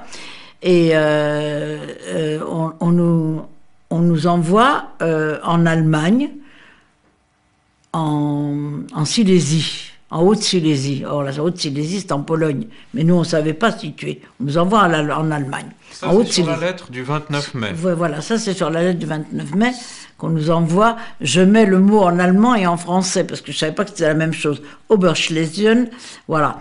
Et puis, alors ça aussi, c'était très bien. On a dit que le voyage serait fatigant, parce que nous mettrons 3 jours pour aller à Metz seulement. Déjà 3 jours pour aller à Metz, que le voyage serait fatigant, mais que là-bas, tout est très bien organisé. Ça aussi. Donc ça, ce document, c'est un document historique quand même Absolument, de première importance. Ah oui, oui. Parce que vous avez là la trace écrite de ce que votre mère et vous-même savez de ce qui va arriver, en fait. Oui, ma mère, surtout, c'est elle qui a dicté la lettre. Vous savez, à 16 ans, surtout pour ma mère, j'étais une petite fille. Enfin, d'ailleurs, elle m'a dit après, elle m'a dit souvent, toi, tu étais petite, tu peux pas te souvenir. À 16 ans, on se souvient très bien de ce qui se passe. Alors, cette lettre-là, évidemment, je la montre. Et cette lettre n'était pas cachetée parce qu'on n'avait pas d'enveloppe. Et alors, il y a marqué l'adresse de mon oncle. Enfin, il y a 2 adresses. Mais d'abord, l'adresse de mon oncle, rue Saint-Maur, dans le 11e. Et il y a marqué, la personne qui trouvera cette lettre sera gentille de bien vouloir la faire parvenir à son destinataire. Et puis, cette lettre vient de Drancy. Bien sûr que c'est historique. J'en ai un autre document pour la Libération, alors là. Bon, et donc, j'en étais... Vous êtes mis dans les wagons à coups de crosse, vous me dites. Oui, à coups de crosse dans les wagons. Et puis, on nous avait mis un baril d'eau, un baril d'eau comme ça, oui, d'eau, et un autre baril, pareil, la même taille, pour les besoins naturels.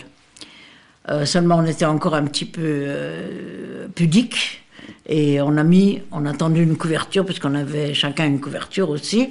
On a tendu une couverture sur un fil, pas un fil, une corde, dans le coin, dans l'angle. Et c'était comme ça, les gens. Mais alors, ma mère avait eu la très très bonne idée. Elle était très instinctive, ma mère. Elle a eu la bonne idée de nous mettre à côté il y avait de chaque côté de la porte, il y avait des petites fentes, vous savez, des petites fenêtres grillagées, en fentes longues comme ça, et elle nous a mises là, parce que là on pouvait respirer. Pas quand le train était en gare, il est resté des heures et des heures en gare, mais une fois qu'il avançait, il ne marchait pas très vite, d'accord, mais on a pu quand même respirer, parce que le fameux baril, il faisait très très chaud ce jour-là, vraiment, c'était... et puis enfermé comme ça, très chaud.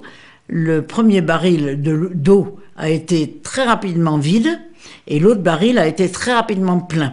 Alors même on avait beau être derrière la couverture, il y avait les bruits et il y avait l'odeur. Et ceux qui ont dormi au pied de ce baril, je ne sais pas comment ils pouvaient rester là, parce que le baril a débordé.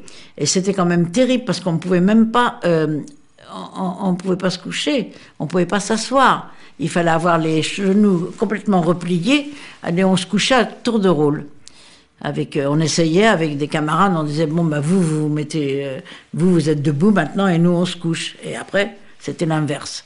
Ça a été un voyage vraiment épouvantable, parce que c'est seulement, alors là, on avait très très soif, on ne pouvait même plus manger nos provisions, et c'est seulement le lendemain, en gare, on était encore en France, hein. Je me rappelle plus dans quelle gare. C'était peut-être même à Metz, parce que c'était pas 3 jours. On a mis 2 jours pour quitter la France. Et c'était dans cette gare qu'on nous a permis de prendre de l'eau fraîche, enfin de remplir le baril d'eau et de vider l'autre baril pour le remettre là. Et le surlendemain, parce qu'on a voyagé comme ça, 4 jours et 3 nuits, oui c'est ça. Alors, premier jour, le deuxième jour, donc on a pu vider ça, remplir. Le troisième jour, on nous a arrêtés et on nous a conduits à des feuillets. Vous savez, les tranchées que font les militaires pour faire leurs besoins des tranchées, quoi, on se met au-dessus. Et tout ça, hommes, femmes mélangés. Mais alors, on n'avait déjà plus de pudeur. Enfin, la promiscuité était déjà là. Et on est allés tous en chœur, entre deux rangées d'Allemands avec leurs fusils. On était là, les fusils pointés sur nous, pas qu'on s'évade. Aussi, quand on s'était arrêté dans la gare pour prendre de l'eau, parce que moi je suis descendue aussi, j'ai vu qu'il y avait, sur le dernier wagon du train, il y avait une mitrailleuse avec des soldats autour. Ils avaient vraiment peur qu'on s'évade. Ils avaient dit d'ailleurs, si quelqu'un essaye de s'évader, on en fusillera 10 tout de suite. On prenait en otage, on fusillait. Là, vraiment, ça a été très, très, très pénible. Mais alors, ce qui est curieux, il y a des gens, il y avait des grandes familles, il y avait une famille algérienne avec nous, enfin des juifs algériens, où la grand-mère avait 80 ans, ou plus même. Et il y avait des petits-enfants, et même, je crois, un arrière-petit-enfant, parce qu'il y avait des bébés aussi. Et cette grand-mère-là, le dernier jour, on avait très soif, on pouvait plus manger d'ailleurs, parce qu'on avait tout le temps très soif. Le 4e jour, on s'est pas arrêté. Hein. Et la nuit, elle avait rêvé, elle jeûnait, elle n'a pas voulu de sa nourriture. On avait quand même encore un peu d'eau. Elle voulait pas manger, elle avait jeûné parce que la nuit, elle avait vu en rêve, elle avait rêvé qu'elle voyait un rabbin avec un petit livre de prière sous le bras et qu'elle lui disait « Mais Rabbi, Rabbi », vous savez que les juifs séfarades sont très religieux en général, beaucoup plus que les Ashkénazes. Vous savez ce que c'est, Ashkénaz et séfarades, oui. Et elle dit « Mais Rabbi, Rabbi, qu'est-ce qu'on va devenir? Qu'est-ce qui va advenir de nous ?» Et il lui avait dit « N'aie pas peur, tout ira bien, et tout ira bien pour tout le monde. » Et en fait, quand le 4e jour, donc, le train a commencé à ralentir et on a vu des gens, il y avait plusieurs voies ferrées et plusieurs trains qui avançaient également. Et sur la voie travaillaient, on voyait des femmes en tenue rayée qui étaient là en train de piocher, de faire quelque chose. Et tout le monde avait l'air tellement triste et on essayait de s'adresser, comme ma mère parlait aussi le polonais ou le russe, enfin elle parlait les deux, plus le russe, mieux le russe que le polonais, mais enfin, elle demandait, on a su que c'était en Pologne, parce qu'on a quand même passé des frontières, enfin, on avait vu qu'on était en Pologne. Elle demandait en polonais, mais qu'est-ce qui se passe, où on est, et puis les gens nous regardaient, faisaient semblant de ne pas nous voir, enfin, ils ne voulaient pas répondre. Et le train s'est arrêté à un moment, les portes qu'on avait plombées se sont ouvertes brusquement, des hommes en tenue rayée, justement donc des détenus, sont montés dans les wagons et ils nous ont dit « laissez les valises » et nous parlaient en yiddish, parce qu'en fait c'était la langue internationale, parce qu'il y avait des gens de toute l'Europe et la langue commune c'était le yiddish. Ils ont dit « laissez vos bagages, vous les retrouverez plus tard ». Et ils nous ont dit, surtout un peu plus bas, ils ont dit, écoutez, donnez les petits-enfants aux vieilles femmes, parce qu'ils vont rentrer au camp en camion. Alors il y a des mères qui ont donné leurs enfants, et il y a des mères qui n'ont pas donné leurs enfants, qui sont montées dans le camion. Et on a vu après, quand on nous a amenés, on a vu que la porte du camp était à 50 mètres. Il n'y avait pas besoin d'aller en camion, même des enfants pouvaient marcher, et les mères pouvaient porter les bébés dans les bras, pour arriver dans l'intérieur du camp. Alors on nous a amenés dans une baraque et un bureau où on a enregistré nos noms. Je ne sais pas pourquoi on a enregistré les noms d'ailleurs, puisque à ce moment-là, on nous a tatoués, toujours ce numéro que je vous ai montré, et c'était la série A. C'est-à-dire parce que toute cette série 7000, ils étaient déjà morts, tous ces gens-là. Donc on commençait la série A, après on aurait fait une série B, 7000. D'autres avaient d'autres numéros, évidemment. Et quand on m'a fait le premier, la lettre A, parce que en fait c'était de l'encre de Chine, mais une plume ordinaire trempée dans l'encre de Chine, et chaque point correspondait à une piqûre de cette plume. Et quand on m'a fait le A, j'ai voulu l'essuyer tout de suite. Et alors j'ai reçu la première grande torgnole de ma vie aussi, tout de suite. Alors c'était des jeunes filles, là c'était des Polonaises qui étaient là, pas juives d'ailleurs, et qui avaient donc un bon poste. Alors ils nous ont demandé de donner nos habits aussi. les beaux habits parisiens, surtout elles savaient que c'était un convoi qui venait de France, donner les habits. Nous, on ne voulait pas. Elles ont dit, mais on vous les retirera quand même. Et effectivement, après avoir été tatouées, on nous a mis à poil. Non, je crois qu'on nous a mis à poil avant, on nous a déshabillés, pardon, avant qu'on soit tatoués. Et puis, on nous a tondus. Alors vraiment, là, quand on est sorti de sous la tondeuse, moi, qui ai une tête assez ronde, enfin et tout, j'avais l'air d'un bagnard. Et ma mère, elle avait l'air d'un oiseau déplumé, vraiment, une petite tête. C'était déjà, ça nous faisait drôle. Et puis, on leur a demandé, mais où sont ceux qui sont venus avec nous? Ah oui, parce que, je n'ai pas raconté, à l'arrivée, oui, ils nous ont dit, donner les enfants aux vieilles femmes. Et puis, on a séparé les femmes des hommes, et les hommes, donc, sont partis dans un autre camp. Et justement, j'ai une amie déportée qui s'appelle Nadine Eftler. Elle a écrit un livre juste après la guerre, en 1946, elle a écrit un livre. Ça s'appelle « Si tu t'en sors », parce qu'avant de se quitter, son père et elle se sont embrassés, et il lui a dit « Si tu t'en sors, ça sera une belle aventure ». Bon, elle n'a jamais revu son père. Et ensuite, on a avancé la file de femmes jusqu'à arriver devant un officier très beau, en bel uniforme. J'ai appris après que c'était le docteur Mengele, et il avait une badine à la main, et il mettait les gens à droite, à gauche, enfin à sa gauche, à sa droite. Et moi, j'avais fait connaissance à Drancy d'une petite jeune fille qui avait 15 ans, elle avait 1 an de moins que moi, et elle était avec sa mère également, mais elles étaient très fluettes toutes les deux, vraiment beaucoup plus petites que moi, et sa mère aussi. Et sa mère disait à ma mère, oh, tu sais Maria, ma mère s'appelait Maria, elle lui disait, tu sais Maria, peut-être que, comme je suis alsacienne, je parle très bien l'allemand, peut-être que je pourrais servir d'interprète dans le camp. Oui, on rêvait comme ça. Et quand on est arrivé, alors d'abord ma mère et moi devant lui, il nous a mis à sa droite, donc à gauche, on est parti à gauche en fait, à sa droite à lui, et derrière il les a mis à sa gauche, et on les a jamais revus. Alors on a tous demandé, quand on était dans cette pièce bureau en somme, et qu'on a été tatoué, que c'était un numéro de matricule qu'on a eu, on a demandé où sont les autres qui sont arrivés avec nous.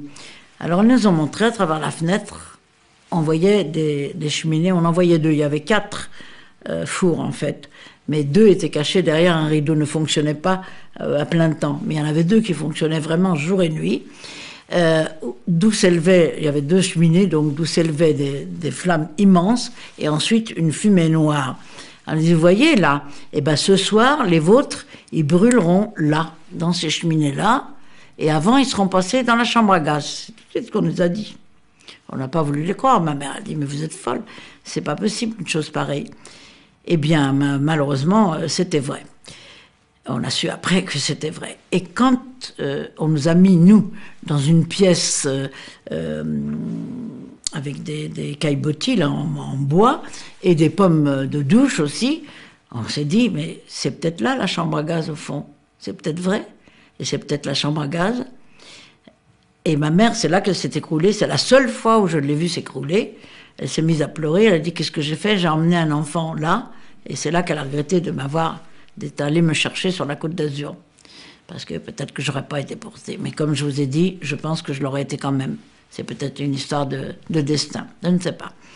En tout cas, c'était pas la chambre à gaz. C'était l'étuve. On nous étuvait. Alors eux, et quand on est sorti de l'étuve, on nous a passé à la douche quand même. Dans une douche vraiment. Et avec un morceau de savon, nous avons un morceau de savon qu'on a repris après, évidemment. Et on nous a donné des vêtements. Mais alors là, ils n'avaient plus de tenue rayée. Donc ils nous ont donné les vêtements qu'ils avaient justement étuvés et qui appartenaient à d'autres personnes qui étaient venues, soit qui étaient mortes, soit qui avaient laissé leurs vêtements, comme nous. Alors ces vêtements étaient nettoyés aussi, paraît-il, mais c'était moche, quoi. Et c'était quelque chose d'affreux. Moi, on m'avait donné un pantalon de grand-mère qui m'arrivait presque aux chevilles, et puis une robe par-dessus qui était plus courte que le pantalon. On n'avait pas on n'avait pas de soutien-gorge, ça, pas question, mais enfin, on n'avait pas besoin. Et puis ma mère, alors elle, on lui a donné une robe de petite fille, elle avait l'air d'une petite fille de 12 ans, alors qu'elle en avait 39, ma mère était jeune, mais enfin quand même, c'était pas une petite fille. Il faut dire aussi que quand on est descendu du train, je reviens sur les choses parce qu'au fur et à mesure, sur la rampe d'arrivée, sur le quai, il y avait des monceaux de choses, c'est-à-dire des monceaux de sacs, des monceaux de vêtements, des monceaux de valises, comme ça. Et ma mère, quand elle a vu ça, elle dit « Oh !»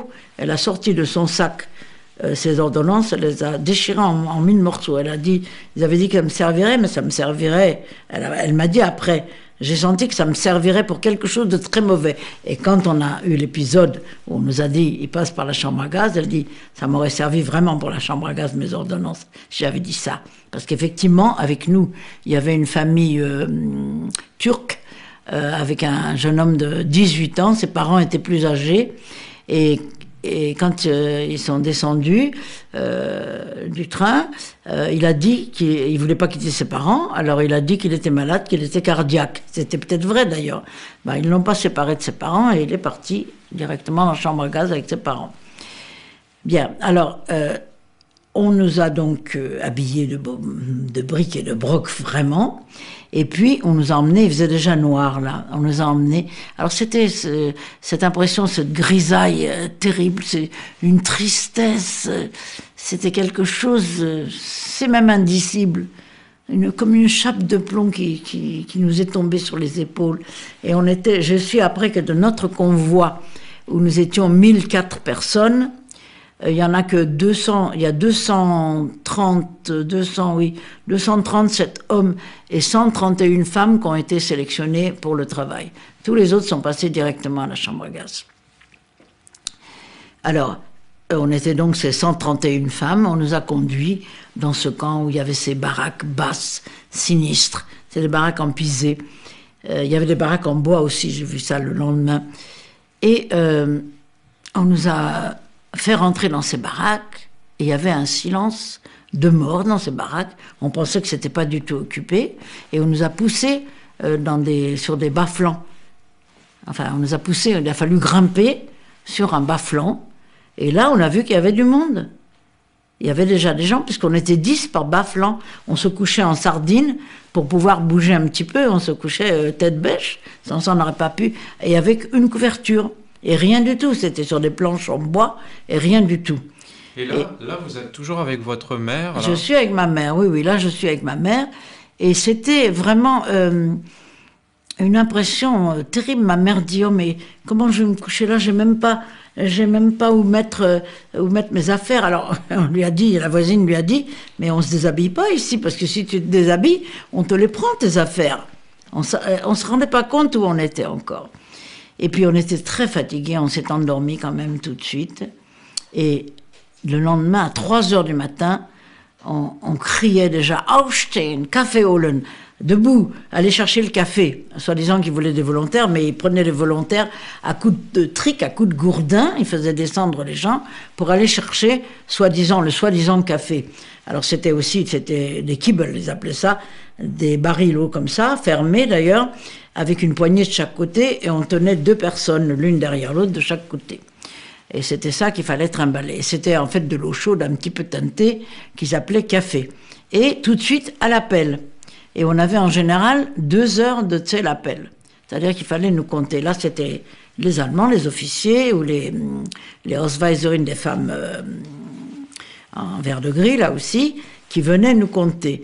Et il fallait, alors pour la suite, je dis que, parce que c'était tous les jours, matin et soir, il y avait l'appel. Et il fallait que leurs chiffres correspondent. Il fallait même sortir les mortes de la nuit, il fallait les mettre en alignement à côté des autres pour qu'ils puissent les compter.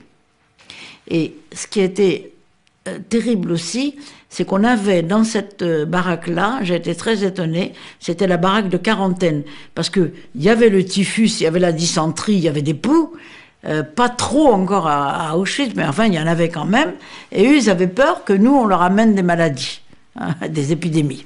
Alors on était en quarantaine. Et il y avait dans cette baraque-là, il y avait une petite fille de 2 ans et demi, qui s'appelait Eva, une petite blonde, toute mignonne, blonde aux yeux marrons d'ailleurs.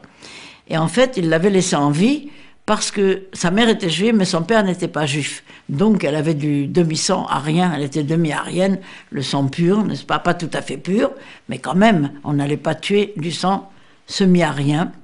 Et alors, il fallait qu'elle reste aussi les 2 heures ou les 3 heures, ça dépendait si les comptes ne tombaient pas juste, c'était 3 heures, à l'appel, debout, près de sa mère.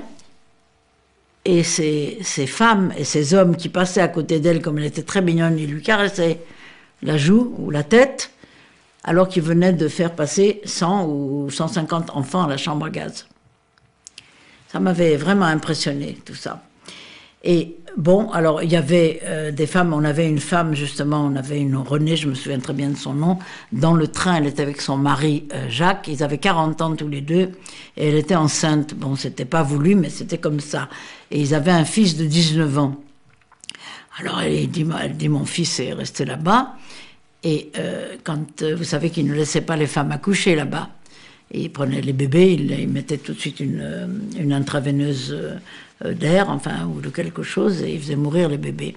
Et j'ai su, moi je ne l'ai pas revue après, dans le camp. Je l'ai vue à cette période-là. Elle s'évanouissait, évidemment, alors il fallait lui jeter un seau d'eau à la figure. On lui donnait un petit peu de nos rations, qui était très maigre aussi, pour qu'elle puisse tenir le coup. Et je l'ai revue après la guerre. Elle était revenue avec son mari, et je savais qu'elle avait eu un beau petit garçon là-bas, qu'on lui avait tué tout de suite. Et je lui dis, et ton fils? Alors elle dit, mais mon fils, il est entré dans la résistance, et il a été fusillé. Donc elle avait perdu le fils de 20 ans aussi. Alors, il y avait donc ces appels, et on nous prenait, on était en quarantaine, hein, mais on nous prenait quand même pour des travaux ponctuels. Alors les travaux, ça consistait à les transférer, prendre des briques et les trimballer d'un côté du camp à l'autre, et vice-versa, les ramener de l'autre côté. Et il y avait des choses, alors il y avait la pompe à merde aussi, qu'on appelait, parce qu'on remplaçait les chevaux.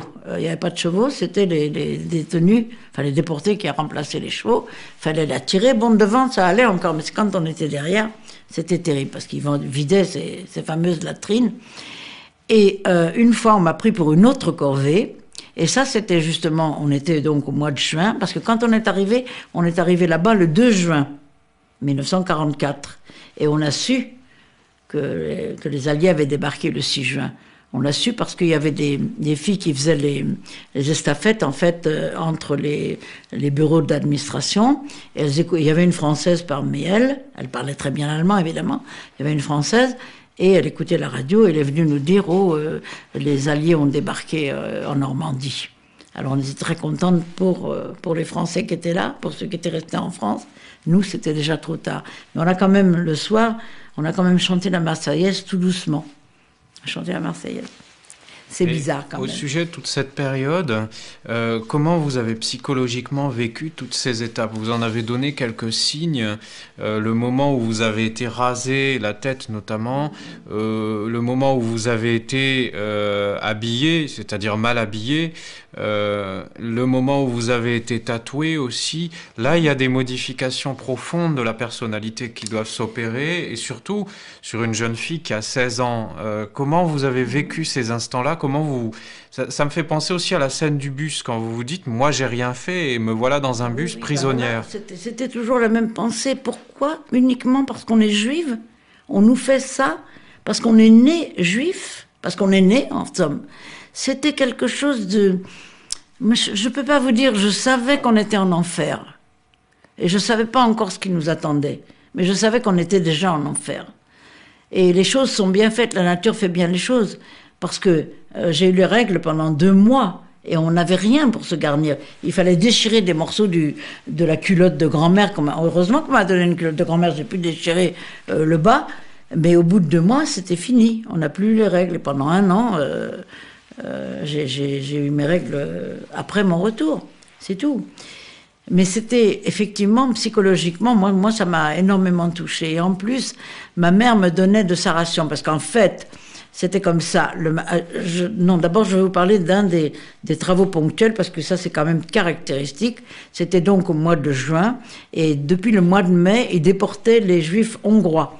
Parce qu'avant, la Hongrie était toujours alliée à l'Allemagne, mais n'avait pas laissé déporter ces Juifs. Et puis là, ils ont exigé, ils ont déporté massivement tous les juifs de Hongrie.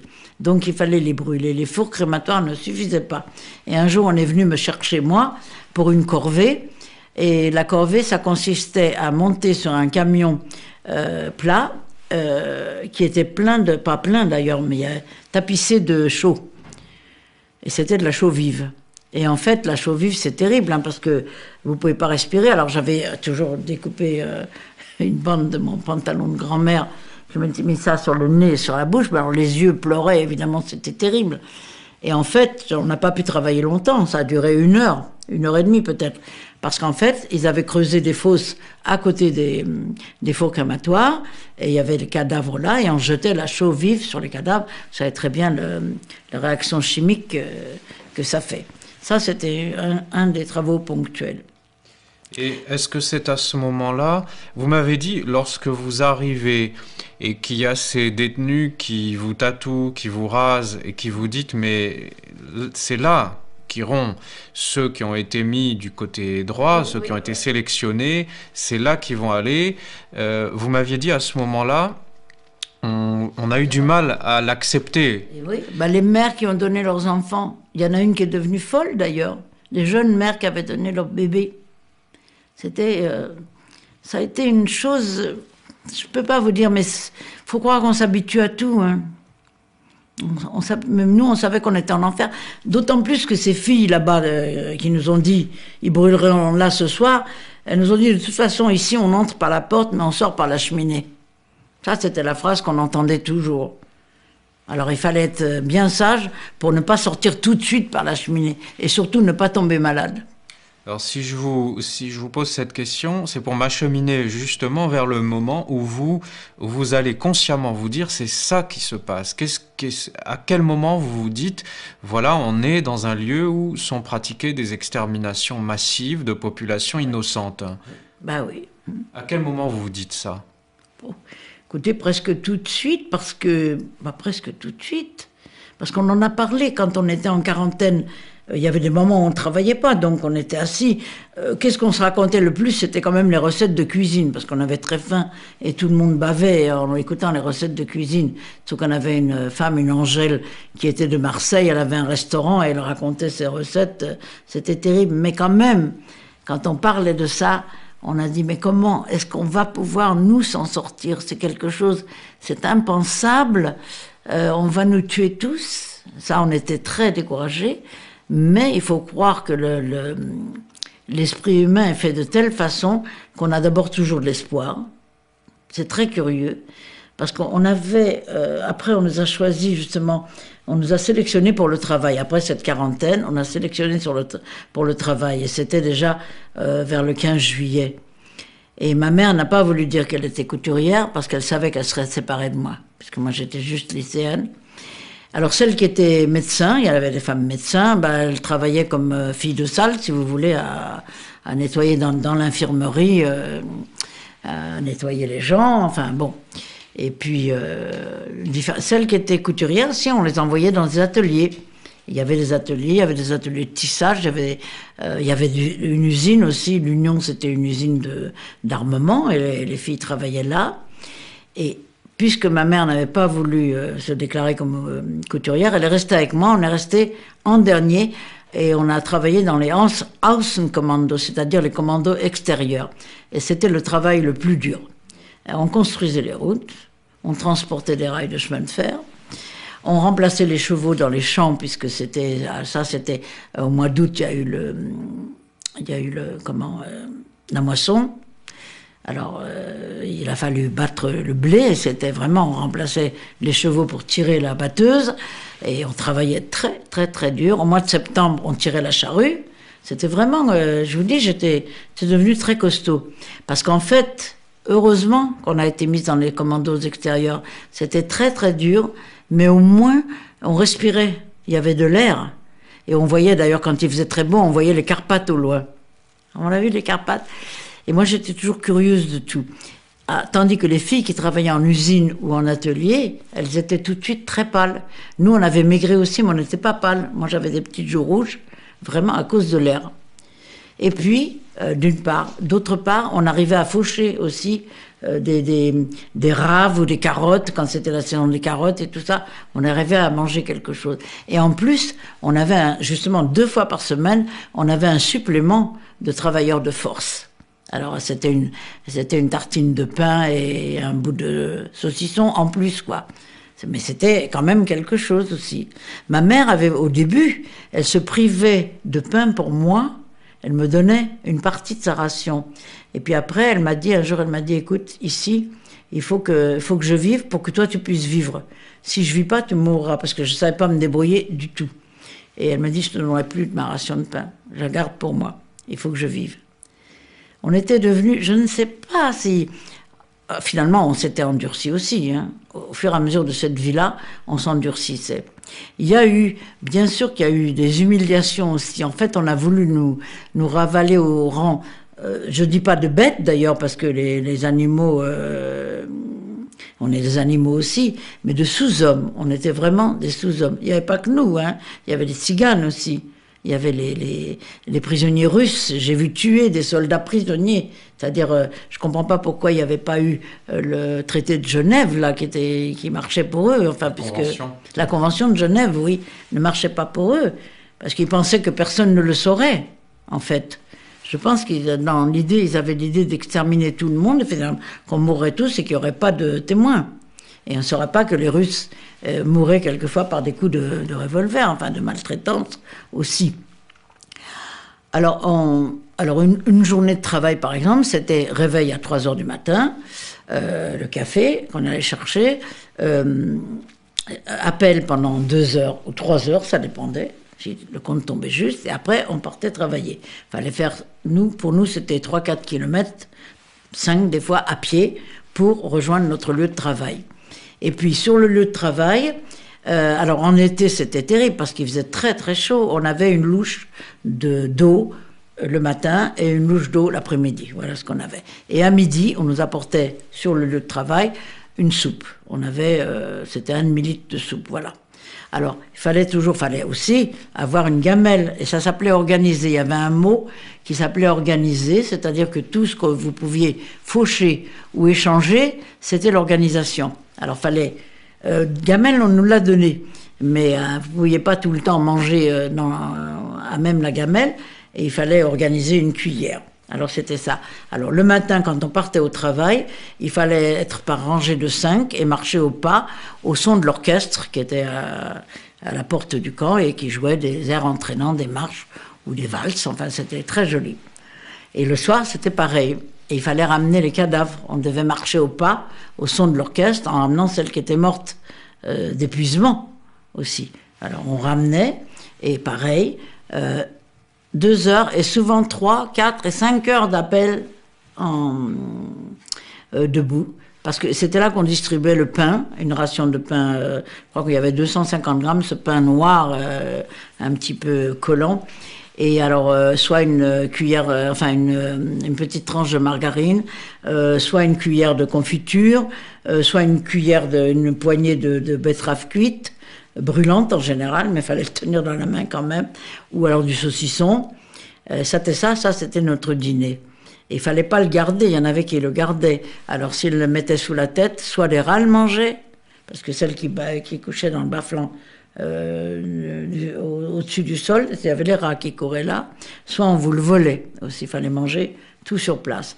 Et alors, quand on revenait du travail, quand on avait été dans des champs par exemple, il y en avait qui avaient fauché des raves ou des carottes et qui se mettaient ça sous les bras.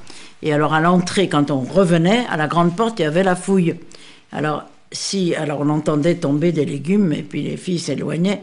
Mais quand on vous trouvait avec quelque chose sous les bras, enfin de caché, c'était tout le commando parce que c'était par commando là, tout le commando était puni. C'est-à-dire que les filles, une fois il y avait 2 filles qui avaient ramené justement des légumes, elles étaient à genoux, et il pleuvait, quand il pleuvait là-bas c'était la boue, elles étaient à genoux avec les 2 bras en l'air et des briques, chacune 2 briques dans chaque main. Et comme ça elles ont fait le C à l'appel. Et nous toutes on était à genoux aussi, mais on n'avait pas des briques dans les mains. C'était vraiment des conditions inhumaines. Je ne sais même pas comment on a pu supporter ça. Et comment on a pu l'admettre. De toute façon, on ne pouvait pas se révolter. Que vouliez-vous que fassent des femmes faibles, affaiblies, sans armes, sans rien contre les gens en armes? Et vous avez fait le Außenkommando toujours ensuite? Oui, tout le temps qu'on a été... Ben oui, tout le temps que j'ai été à Birkenau. J'ai fait le Außenkommando. Et je dis aux jeunes, parce que j'ai commencé à témoigner quand les négationnistes sont arrivés sur le terrain, les révisionnistes. Et j'ai dit, je ne peux pas vous dire que j'étais dans une chambre à gaz, sans ça je ne serais pas là en train de vous parler. Mais je peux vous dire que moi je travaillais à transporter des rails de chemin de fer, et je voyais arriver justement, ils ont liquidé pendant tout l'été 44, ils ont liquidé les ghettos de Pologne. Et moi, j'ai vu arriver, parce qu'il y avait le nom de la provenance des trains. Et j'ai vu arriver, c'est justement le ghetto de Lodz, par exemple. J'ai vu arriver avec tous ces gens aux petites fenêtres, là. Ils étaient déjà cadavériques parce qu'ils avaient déjà souffert et de la faim et d'épuisement dans le ghetto. Et on les voyait rentrer, on les voyait descendre du train et rentrer dans ces baraquements bas, et on les voyait jamais ressortir. On savait que celle-là, c'était la chambre à gaz. Alors, on a travaillé comme ça tout le temps, et j'espère que je n'oublie rien de cette période-là. Si vous avez quelque chose, vous pouvez me demander. Justement, est-ce que vous pouvez me dire, vous, sables dans le camp, qui sont des objets sans prix, on peut le dire, d'une certaine façon. Je pense par exemple aux chaussures, quelque part. Primo Levi dit que dans le camp, la mort vient par les pieds, et que surtout quand on occupe un commando comme le vôtre, comment ça s'est passé de ce point de vue-là? Comment vous les êtes procurés? Est-ce que vous êtes fait déjà dérober vos ustensiles, vos instruments? Comment ça se passait avec les pieds, etc.? Non. Alors, les ustensiles, comme je vous ai dit, on nous a donné une gamelle quand même. Alors, la cuillère, il a fallu l'organiser, c'est-à-dire échanger une ration de pain. Quand arrivait l'hiver, il fallait aussi échanger, fallait avoir quand même de quoi se couvrir. On n'avait pas de quoi se couvrir. Alors, c'était aussi 2 ou 3 rations de pain. C'est-à-dire qu'on se privait de pain pendant 3-4 jours pour essayer de se procurer un lainage. Et puis, les chaussures, on nous les donnait. C'est-à-dire que, au début, on nous a donné, ah oui, quand je suis sortie de l'habillement la première fois, j'avais une chaussure à talons bas, marron à talons bas, et une chaussure noire à talons semi-hauts. Enfin, je boitais d'ailleurs, en fait. Mais après, on nous a donné des galoches. On portait des galoches à semelle de bois, et des galoches en toile cirée à semelle de bois. Ça faisait très mal aux pieds et ça s'usait très vite. Alors, il y avait une préposée qui donnait les galoches quand c'était usé, on demandait. Il fallait donner les vieilles pour bien montrer qu'elles étaient usées, et elle nous donnait de nouvelles galoches. Mais c'est vrai que cette histoire des pieds, c'était quelque chose de terrible, parce qu'on voyait, bon, on marchait au pas, d'accord, mais on baissait la tête, et on voyait les pieds qui marchaient devant soi. Et souvent, c'était vraiment des pieds qui étaient enflés, où il y avait des plaies qui suppuraient. C'était quelque chose de terrible, les pieds. Effectivement, la mort arrivait par les pieds, parce que ces gens-là, ceux qui commençaient à avoir les pieds purulents, souvent on les retrouvait sous forme de ce qu'on appelait les musulmans, c'est-à-dire des cadavres ambulants, des zombies, c'est-à-dire le regard était vide déjà. Et justement, c'est grâce à, enfin c'est à cause des chaussures que j'ai été séparée de ma mère à un moment.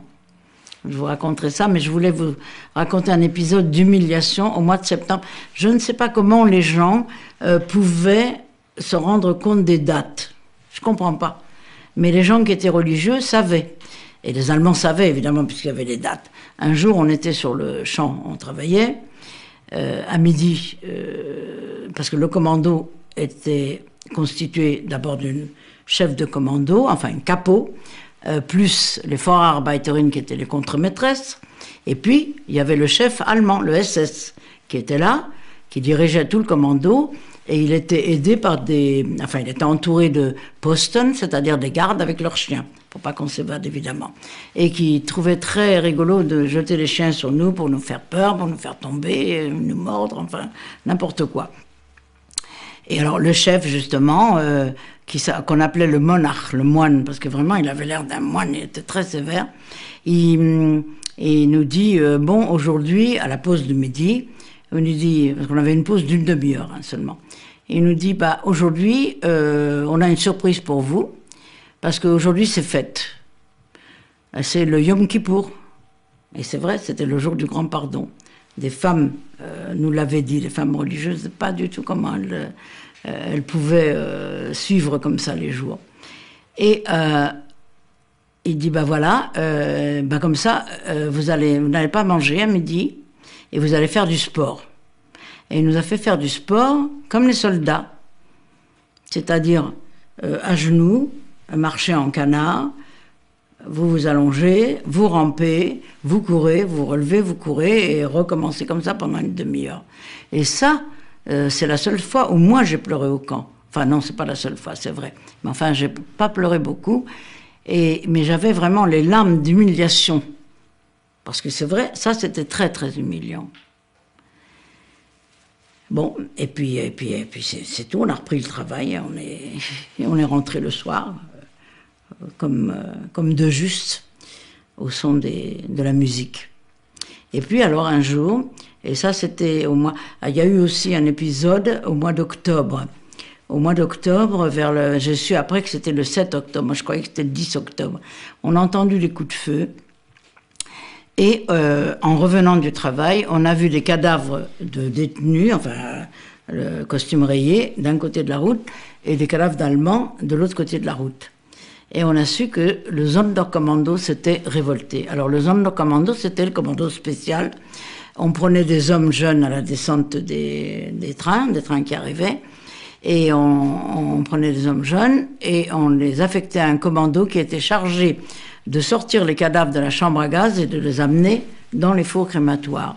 Et souvent, ces hommes-là voyaient leur propre famille arriver dans les chambres à gaz, quand c'était des gens de Pologne aussi, et les transportaient dans les fours crématoires. Et le Sonderkommando s'était révolté. Il devait normalement se révolter, il devait y avoir une révolte bien organisée avec les partisans polonais. Mais je ne sais pas pourquoi, les partisans polonais ont fait traîner les choses et les gens du commando, des Sonderkommando, se sont révoltés tout seuls. C'est-à-dire ils avaient réussi à se procurer quelques armes, quelques revolvers par des partisans, mais ils devaient leur en rapporter beaucoup plus. Et ils avaient réussi à avoir de la poudre et des balles, des balles, par des filles qui travaillaient à l'usine d'armement aussi. Et ils ont voulu se révolter, ils ont commencé à démolir un des fours crématoires. Mais naturellement, ils étaient peu nombreux. Et je suis donc, en lisant un livre qu'une amie à moi a traduit du yiddish justement, d'un manuscrit qu'on a retrouvé enterré près de la chambre, près des fours crématoires, qui s'était donc révolté, et il y en avait qui avaient survécu et qui s'étaient réfugiés dans une grange. Et la grange était pas loin de là où nous travaillions. C'est là qu'on avait entendu ces coups de feu et qu'on a vu ces cadavres. Donc ils ont été complètement réprimés, et il y a une lettre d'ailleurs dans ces manuscrits qu'on a retrouvés enterrés dans des bouteilles ou dans des bidons. Il y avait une lettre en français dont on a toujours la copie, d'un monsieur qui il écrivait le 4 novembre 1944, et il écrivait justement que c'était ses derniers jours, enfin il écrivait à sa famille que c'était ses derniers jours, parce que s'il trouvait cette lettre-là, sa famille, ça voudrait dire qu'il sera au nombre des millions de frères et sœurs morts. Et il racontait justement qu'il y en a qui sont morts en héros parce qu'ils se sont révoltés. Et lui était resté encore, mais ça y est, on a liquidé tout ce commando-là. Et alors justement, donc ça c'est ce que j'ai vu encore à Birkenau. Et au mois de novembre, vers la mi-novembre, le monarque, notre chef SS, nous a réunis. C'était le moment de rentrer du travail, ça devait être 5 ou 6 heures du soir. Et il nous a dit, alors là-bas aussi, ce que je retiens de Birkenau, c'est qu'il n'y avait pas un brin d'herbe. On trouvait des brins d'herbe quand on allait travailler. Et moi, j'étais en extase devant un brin d'herbe ou devant un arbre. Mais c'était de la terre battue. Alors, cette poussière en été, la boue à l'automne et la neige en hiver, parce qu'il commençait à faire froid quand même. Et il nous a donc réunis, et il a il a fait sortir des jeunes filles et des jeunes femmes, les plus belles, bon, on ne peut pas dire ça pour moi, mais enfin bon, les plus jeunes et celles qui trouvaient les mieux. Il a fait sortir des rangs une douzaine de jeunes filles, et ma mère a voulu s'avancer, mais justement, elle avait demandé une paire de chaussures. Ses galoches étaient usées, et la fille qui était proposée lui avait lancé les chaussures à la tête. Donc elle avait reçu une chaussure, elle avait le crâne fendu, là, et la pauvre, elle avait les yeux complètement beurre noir, et elle s'était mis aussi un morceau de tissu qu'elle avait retiré d'une culotte, elle s'était mis un morceau de tissu sur le front, et puis un foulard, enfin, elle était jeune, elle avait 39 ans, mais on aurait dit qu'elle était plus vieille, il l'a repoussée. Et là, on m'a donc séparé de ma mère. Elle nous a amenés à nouveau à la douche pour nous dépouiller de tous nos vêtements. Et il y avait justement des pullovers que j'avais organisés. On s'était privé de pain pendant des jours, quelques jours. J'avais un gilet, j'avais une paire de bas. Enfin bon, à nouveau complètement à poil. On nous a redonné certains vêtements, mais moi j'avais une robe assez légère et puis un petit manteau léger, mais c'est tout. Et puis alors vraiment j'étais tellement... c'est la chose la plus terrible qui me soit arrivée d'ailleurs dans ce camp. Pour moi c'était ça, la séparation avec ma mère. Ce soir-là, enfin c'était déjà la soirée quand on est revenu, il faisait presque sombre, pas tout à fait encore, et j'étais dans cette salle de douche, et puis ma mère était de l'autre côté de la fenêtre et elle pleurait, je pleurais aussi. Et il y avait des Russes qui étaient là, des Ukrainiennes. Et alors, c'est des filles qui ont été arrêtées aussi, soit pour marché noir, pour un vol de bicyclette, enfin pour n'importe quoi. On arrêtait ces filles-là, elles étaient là. C'était costaud, des belles filles d'ailleurs. Et elles m'ont demandé pourquoi je pleurais. Je dis, on m'a séparée de ma mère. Parce qu'on ne savait pas, on nous a dit, vous allez à Auschwitz dans le camp des hommes. Et alors, on a pensé tout de suite, dans le camp des hommes, on savait qu'il existait un bloc, le bloc 11, qui était un bloc des expériences, où on faisait des expériences sur les femmes, on les stérilisait surtout, on faisait des tas d'autres expériences. Et il y avait un autre bloc qui était le bloc bordel, pas pour les Allemands, parce que les Allemands, si on le trouvait à fricoter avec une juive, c'était le front de l'Est tout de suite. Mais pour les capots, les chefs de bloc et les chefs de commando.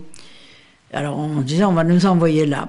Et alors les Russes m'ont dit, écoute, puisque tu es comme nous, c'est vrai que j'avais plutôt la tête slave qu'autre chose, elles disent, viens avec nous, on va travailler très dur, c'est vrai, on va être dans un commando très dur, mais au moins tu seras avec nous. Et effectivement, on nous a emmenés dans ce camp de Auschwitz, camp des hommes, qui était à 4 km de Birkenau. C'était le camp principal. Au début, c'était le premier camp. Les bâtiments étaient en briques, là. Hein. Et on nous a donc amenés là. Il y avait 2 blocs de femmes séparés par des barbelés, entourés de barbelés, séparés donc des hommes. Et quand je suis arrivée, c'était très curieux, dans la douche de ce camp, naturellement c'était tenu par des hommes. Et nous on avait l'habitude, les soldats allemands, ils venaient, hein, quand on était sous la douche nus, ils venaient, ils se rinçaient l'œil, d'ailleurs ils étaient très contents, il y avait beaucoup de jeunes filles, et puis ils nous regardaient, et puis tout. Bon, on avait l'habitude, et je vois préposer aux vêtements, ce qui était un très bon job, ça s'appelait d'ailleurs le Canada, tellement c'était bien. À Birkenau, il y avait aussi ce Canada, ceux qui ramassaient les vêtements, et qui faisaient des trafics de vêtements et tout. Et je vois un garçon qui s'appelait Nathan, et avec qui que j'avais vu, justement, que j'avais connu dans cette colonie, là, à Mers-les-Bains et au Tréport, juste au début de la guerre. Et alors lui, il avait 18 ans, oui, je crois qu'il avait 2 ans de moins que moi. Alors tout de suite, je dis Nathan, je ne me reconnais pas évidemment, parce que j'avais 12 ans à l'époque, même pas 11 ans, et lui 13 ans. Et il me dit, mon frère est venu, mon père aussi, ils sont morts tous les deux. Et puis comme il a vu que j'avais pas de vêtements, et que j'arrivais d'abord déjà avec des vêtements très moches, et après qu'on nous a enlevés, il m'a donné, lui, des vêtements. J'ai eu de la chance. J'ai eu un gilet, j'ai eu des bas, j'ai eu un bon manteau, et je suis entrée au camp comme ça, avec ces Russes. Et donc pendant 2 mois et demi, il y avait un autre bloc où c'était des Françaises, c'était les autres qui étaient venus, mais elles n'ont pas été dans ces blocs expérience ni bordel. C'était aussi affecté à d'autres commandos. Et moi j'ai vécu 2 mois et demi avec ces Russes et avec des Hongroises. Donc j'ai pas beaucoup parlé français à ce moment-là. Avec les Hongroises, on parlait yiddish, et avec les Russes, c'était un allemand et un peu le russe. Je parlais un petit peu le russe. Alors ce qui était très touchant d'ailleurs, c'était que les Russes, il y avait derrière les barbelés, il y avait un bloc d'hommes qui étaient des prisonniers politiques français, pas des juifs, et qui travaillaient aux abattoirs. Et les Français et les Russes s'adoraient. Alors, il y avait des amours entre eux et tout, et c'était les hommes qui venaient nous porter le bidon de café. Et je voyais d'ailleurs, parce qu'à Birkenau, on était donc sur les bas-flancs à 10 ou 12, tandis que là, c'était des bas-flancs, mais des lits d'une personne, 3 étages. Et je voyais dans les étages des formes bizarres. Enfin, il se passait des tas de trucs quand les hommes rentraient dans notre bloc pour apporter le café. Alors, les Russes, elles correspondaient avec les Français. Donc, les Français, alors je traduisais les petits mots doux que les Français leur envoyaient. Et puis, elles me disaient en russe ou en allemand ce qu'elles voulaient que j'écrive en français pour les Français. Et un jour, ils ont voulu voir la secrétaire quand même. Alors, on est allé derrière les barbelés. Et puis, les hommes étaient là. Et puis, on a parlé en français. J'étais très content. Et il y en a un qui a dit, oh, mais moi, je suis tout seul. Je suis célibataire, je viendrai demain porter le café, je viendrai te voir. Je dis non. Alors, ce qui était bien, c'est que les Français donnaient quand même des morceaux de viande aux Russes, et elles m'en donnaient un petit peu aussi. Ou alors des betteraves, et qu'on faisait cuire, on avait un poêle, là, et on faisait cuire les betteraves ou la viande. Elles m'ont aussi donné les cigarettes, c'est la seule fois, enfin, j'ai commencé à fumer 2 cigarettes, j'ai fumé là-bas. J'ai pas aimé d'ailleurs du tout. Parce que moi, je ne savais pas effectivement me débrouiller. Et ce qui s'est passé, c'est que j'ai rencontré ma mère 2 fois pendant cette période-là. Une fois, parce que l'aberration, c'était que les gens de Birkenau, on les conduisait travailler du côté d'Auschwitz, et nous, on nous conduisait du côté de Birkenau. Donc, on s'est rencontrés avec ma mère, et on s'est arrêtés, on s'est embrassés, et ce fameux, on avait toujours le même chef SS, là, le monarque. Et il vient et dit qu'est-ce que c'est, en allemand bien sûr. Les autres disent c'est la mère et la fille. Bon, on nous a laissé 1 minute nous embrasser, et puis il nous a séparés évidemment. Mais j'avais eu le temps de dire à ma mère que je mourrais de faim. Et c'est vrai que je ne savais pas du tout me débrouiller. Et je l'ai rencontrée une 2e fois, peut-être 3 semaines après. Et pendant ces 3 semaines-là, elle avait organisé, donc, faucher des pommes de terre, qu'elle avait fait cuire, qu'elle avait écrasé, qu'elle avait mis dans un linge, et qu'elle se mettait autour de la poitrine, pensant me rencontrer. Et bon, comme elle ne me rencontrait pas, elle mangeait les pommes de terre elle-même, mais au bout des 3 semaines, elle m'a rencontrée, et elle m'a donné ses pommes de terre. Voilà ce qu'une mère peut faire, évidemment. Et puis, je m'ennuyais tellement de ma mère, parce que justement dans les Hongroises, il y avait une mère avec sa fille qui avait le même âge que moi, et quand je voyais la mère qui câlinait sa fille et tout, ça me faisait beaucoup souffrir. Et puis j'ai osé dire il n'y avait pas d'appel à Auschwitz, non, je me souviens pas de l'appel, c'est curieux, il n'y en avait pas à ce moment-là. On entendait, alors c'était janvier, enfin il y a eu le Noël là-bas. Et puis ils avaient une salle de théâtre. Il y a des gens même des Juifs qui ont joué, qui ont d'ailleurs caricaturé des Juifs. Enfin vraiment, on nous a emmenés au théâtre. Mais vous savez qu'à Birkenau, on pouvait pas être toujours tendu comme ça. On faisait aussi, les chefs de bloc aimaient beaucoup que les gens chantent, enfin qu'ils fassent quelque chose.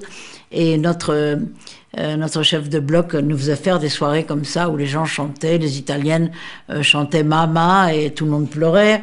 Et puis ce qu'on chantait surtout, c'est tant qu'il y a de la vie, il y a de l'espoir. Ça, c'était le discusé Edith Piaf qui chantait ça. On chantait tant qu'il y a de la vie, il y a de l'espoir. Et donc j'ai osé arrêter le chef de camp qui s'appelait Hustler. Et parce qu'il y avait eu Rudolf Hess, qui avait été aussi commandant du camp d'Auschwitz, mais il était déjà commandant du camp de Bergen-Belsen, et Kramer aussi, qui était à Bergen-Belsen. Et celui-là, il s'appelait Hustler. Et alors, avec l'allemand, l'allemand était ma deuxième langue au lycée. Donc, je lui ai dit, est-ce qu'on pourrait pas faire venir ma mère est à Birkenau, est-ce qu'on pourrait pas faire venir ma mère de Birkenau? Alors, il me dit, il a été gentil d'ailleurs, il me dit, mais Birkenau kommt nach, c'est-à-dire Birkenau va suivre. Alors, j'avais cru qu'on envoyait les gens de Birkenau à Auschwitz, mais pas du tout. Le front russe approchait. Et nous, ça nous faisait bien plaisir parce on entendait les canons. Et le matin, on trouvait des trous d'obus autour du camp. Et on était très contents en disant on va être libérés, on va être libérés. Eh bien, le 18 janvier 1945, ils nous ont dit de prendre une couverture.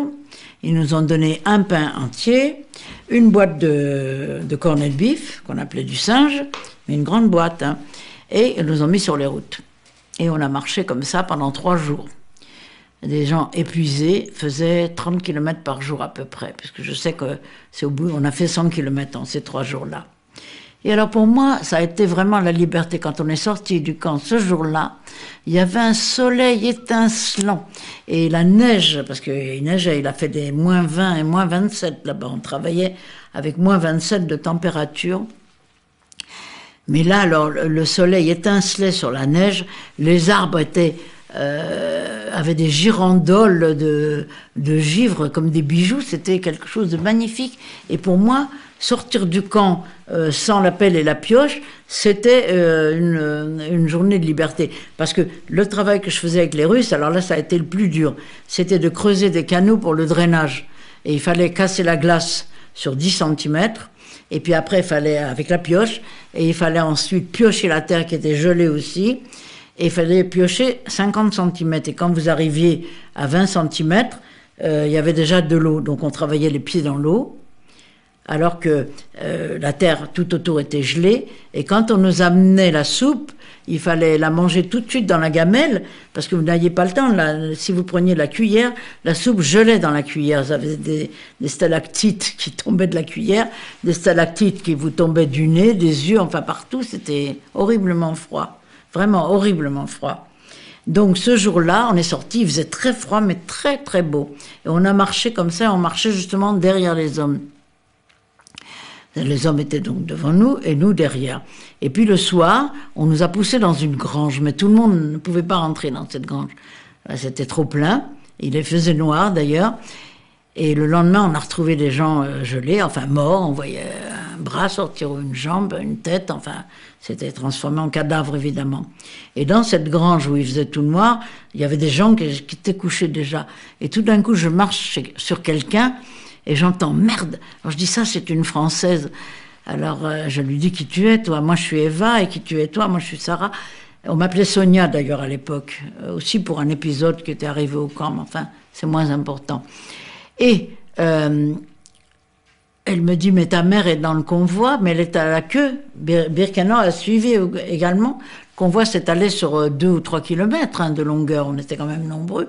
Il y avait des gens qui étaient restés et qui donc ont été libérés, puisque nous, on est partis le 18 janvier, et le camp a été libéré le 27 janvier 1945. Alors, le lendemain, elle a dû contacter ma mère aussi, je ne sais pas comment elle a fait, mais le lendemain, moi, j'ai fait tout le convoi à l'envers, et ma mère courait en avant, et on s'est retrouvés au milieu du convoi à peu près, et on s'est embrassés, on a dit qu'on se quitterait plus jamais. Et alors cette marche, ça a été quelque chose de terrible. Il y a beaucoup de gens qui sont morts. Ils disaient, on entendait les coups de feu, parce qu'ils ont dit ceux qui restent en arrière, on leur tire une balle dans la tête. Et il y avait des hommes qui pouvaient plus avancer, qui étaient au milieu de nous, et puis de plus en plus, ils étaient laissés de côté et on les tuait. Et il y a eu un épisode aussi, il y a une fille que je connaissais donc à Birkenau et à Auschwitz qui s'appelait Simone. Je crois qu'elle s'appelle Simone Lafarge maintenant, elle vit toujours à Lyon et elle a écrit un livre. Et elle a vu tout d'un coup, puisque les hommes étaient devant nous, une tête qui dépassait et c'était son père. Elle a appelé papa et il s'est retourné évidemment, il est venu vers elle et un Allemand qui était là avec son chien d'ailleurs, son fusil et son chien et un revolver, il lui a dit c'est quoi, c'est ton père? Elle dit oui. Alors il l'a fait mettre à genoux et il lui a tiré une balle dans la tête devant sa fille. Je l'ai pas vu, moi, mais j'ai entendu le cri. Et ça me restera vraiment dans les oreilles toute ma vie, quoi. Et alors, on a marché comme ça pendant 3 jours, je vous dis. Le deuxième soir, c'était très mignon. On est arrivé dans un petit village de carte postale sur une colline. C'était vraiment la neige, une carte de Noël. Et on nous a emmenés chez des paysans. On était encore en Pologne, hein, de toute façon. Chez des paysans qui nous ont donné une soupe de pommes de terre et de farine roussie. Ça a été pour nous le rêve, et qu'ils nous ont couchés dans la paille. Bon, ma mère dit si on pouvait s'évader, mais on n'a pas réussi à s'évader. Il n'y en a pas beaucoup qui ont réussi à s'évader d'ailleurs. Et puis le 3e jour, je vous dis, en 3 jours, on a fait 100 km à peu près. Et le 3e jour, on nous a mis dans des trains. Mais alors là, c'était des wagons découverts, des wagons à charbon. C'était plus couvert du tout. Alors sous la neige. Et alors, on avait très soif, on nous a mis là-dedans. On avait très serré. On avait très très soif et on prenait la neige sur nos couvertures, la neige qui tombait sur nous, on la prenait parce qu'on avait soif. Et on pouvait plus, il y en avait qui avaient encore du pain, et des Polonais qui allaient, le train marchait lentement, roulait lentement, et des Polonais qui étaient sur les côtés prenaient des gamelles de neige et nous échangeaient la neige contre du pain. Eux aussi, ils avaient faim. Ça a été terrible. Et bon, alors il y a vraiment des gens qui sont devenus fous. Une à côté de moi que je connaissais bien, elle a sombré dans la folie complètement. Et puis on est arrivé, on pouvait même plus manger ce qu'on avait. Enfin, les boîtes de singe étaient vides, c'est le pain surtout qui était très sec. Et les boîtes de singe étaient vides. Et alors on faisait nos besoins dans ces boîtes, on les avait pas jetées, ces fameuses boîtes, et il fallait faire attention parce que bon, pour les hommes, ça devait être simple, mais pour les femmes, c'était pas simple. Enfin, pour les hommes non plus, au fond, c'est vrai. Parce qu'on jetait par-dessus bord, il fallait faire d'un côté, hop, jeter, et puis de l'autre côté, jeter. Bon, de toute façon, il n'y avait plus rien à jeter après. Et on est arrivé, alors la seule chose, c'est que le 3e jour, on est arrivé dans le camp de Buchenwald. On a traversé l'Allemagne comme ça. J'ai appris après que la gare où on nous a fait monter, c'était à Gleiwitz, mais en Pologne encore, en Silésie, en Haute-Silésie. Et on nous a amenés donc à Buchenwald, et des hommes, des déportés, donc nous a amené une soupe chaude. Et ça, c'était la merveille des merveilles, cette soupe chaude qui nous a un petit peu réchauffé dans tout ce froid terrible. Et ensuite, on est arrivé à Bergen-Belsen, là, alors. Et avant d'entrer dans le camp, il y avait un grand portail, et ma mère a trouvé un petit bout de pain dur, un crouton de pain. On l'a mangé d'ailleurs, mais elle a dit, ici, on va vraiment mourir de faim. Je sais pas, elle était un peu superstitieuse pour certaines choses. Elle a dit, ici, on va mourir de faim. Et effectivement, c'est ce qui s'est passé.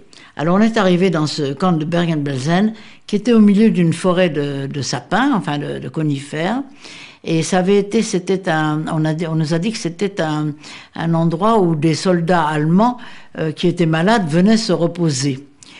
Et là, là ils amenaient des détenus, enfin, et il y avait des grandes baraques longues, mais séparés par des cloisons, et dans chaque chambre, il y avait 3, je crois, baflans, lits d'une personne. Alors 3 étages, les baflans. Mais alors tout de suite, ils ont sorti les lits, parce qu'on s'est dit, tiens, on sera pas mal ici. Mais tout de suite, ils ont sorti les lits, et ils ont démoli les cloisons, et ça a été une grande salle où on nous a couchés par terre. On avait toujours notre couverture, c'est la seule chose qu'on avait. On était couchés par terre. Et alors là, il n'y avait plus d'appel, il n'y avait plus de travail, mais très vite sont arrivés, il y avait des rats, très vite sont arrivés les poux. C'était une chose horrible, on avait des poux énormes, et il en sortait de partout. D'ailleurs, nous, les jeunes, on avait un jeu, on prenait un vêtement, enfin une robe, la couture d'un vêtement, et on avait toutes des poux différents, parce que les poux sont différents de couleur selon la teinte des cheveux. Et alors on avait chacune un pou, on le mettait à 10 cm de la couture, et le premier qui arrivait à la couture avait gagné. Quoi? Rien du tout, mais enfin c'était notre jeu, parce qu'on n'avait rien à faire. Mais alors très vite se sont installés donc ces poux qu'on jetait par poignées comme ça. on épouillait les couvertures, il fallait les écraser et tout. On passait la journée à retirer les poux de la couverture. Et puis, avec les rats, est arrivé le typhus. Il y a eu une épidémie de typhus. Et justement, le jour de mes 17 ans, c'est-à-dire le 16 mars 1945, puisque nous sommes en 1945, j'ai eu mon cadeau d'anniversaire, et c'était le typhus. Alors j'ai eu le typhus, j'ai été très malade, je délirais, j'avais de la fièvre, j'avais la dysenterie, enfin, j'avais même pas le temps de sortir. C'était quelque chose de terrible. Et j'ai dit à ma mère, je reverrai pas Paris. Elle me dit, si, tu reverras Paris, tu verras. Et elle avait trouvé, c'est curieux, son instinct était extraordinaire. Elle avait trouvé le moyen d'aller voler de l'eau chaude à la cuisine. Et il y avait 2 camarades à moi qui étaient malades également.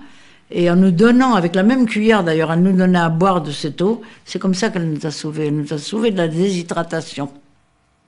Ça, c'était extraordinaire. Et puis, on n'avait vraiment pas grand-chose à manger. Le chef de la cuisine était devenu fou.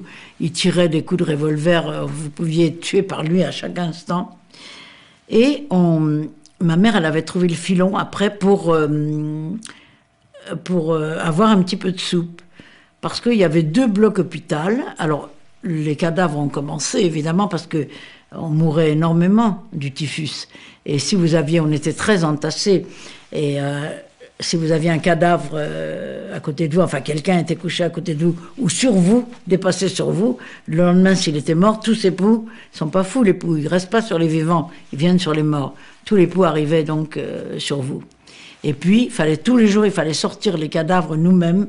On les sortait en les tirant par les jambes et les bras, et on les entassait, on les jetait sur un grand tas qui grandissait de jour en jour, un tas long de 100 mètres de cadavres, et de jour en jour, on entassait ces cadavres. D'ailleurs, mon mari m'a raconté qu'ils ont vu ça, il y a eu un film qui a été fait sur la libération de Bergen-Belsen, où on a montré ce tas de cadavres dans un cinéma, le Marbeuf, là, aux Champs-Élysées, et que tout le monde avait... Dans la salle, tout le monde était sidéré, les gens ne croyaient pas à ça. Bon, ça, c'était ce qu'on faisait, nous. Et alors, je vous dis, ma mère, après le typhus, il y avait ces 2 blocs hôpital, où il n'y avait plus de médicaments non plus, mais où vous avez droit à de la soupe. Nous, non. On n'avait plus rien. On avait 1 rutabaga par jour pour 20 personnes. Un rutabaga, c'est pas bien gros. Et ça, pour 20 personnes. C'est tout ce qu'on avait. On allait tirer des racines, on essayait de trouver des racines dans le sol, et c'est ça qu'on mangeait. Et puis alors, tout le camp était soit des cadavres, soit des zombies qui marchaient vraiment avec les yeux déjà creux, déjà morts, enfin qui allaient mourir bientôt. On a rencontré, j'ai retrouvé d'ailleurs j'ai revu mais ça c'était à la Libération, je vous le dirai après.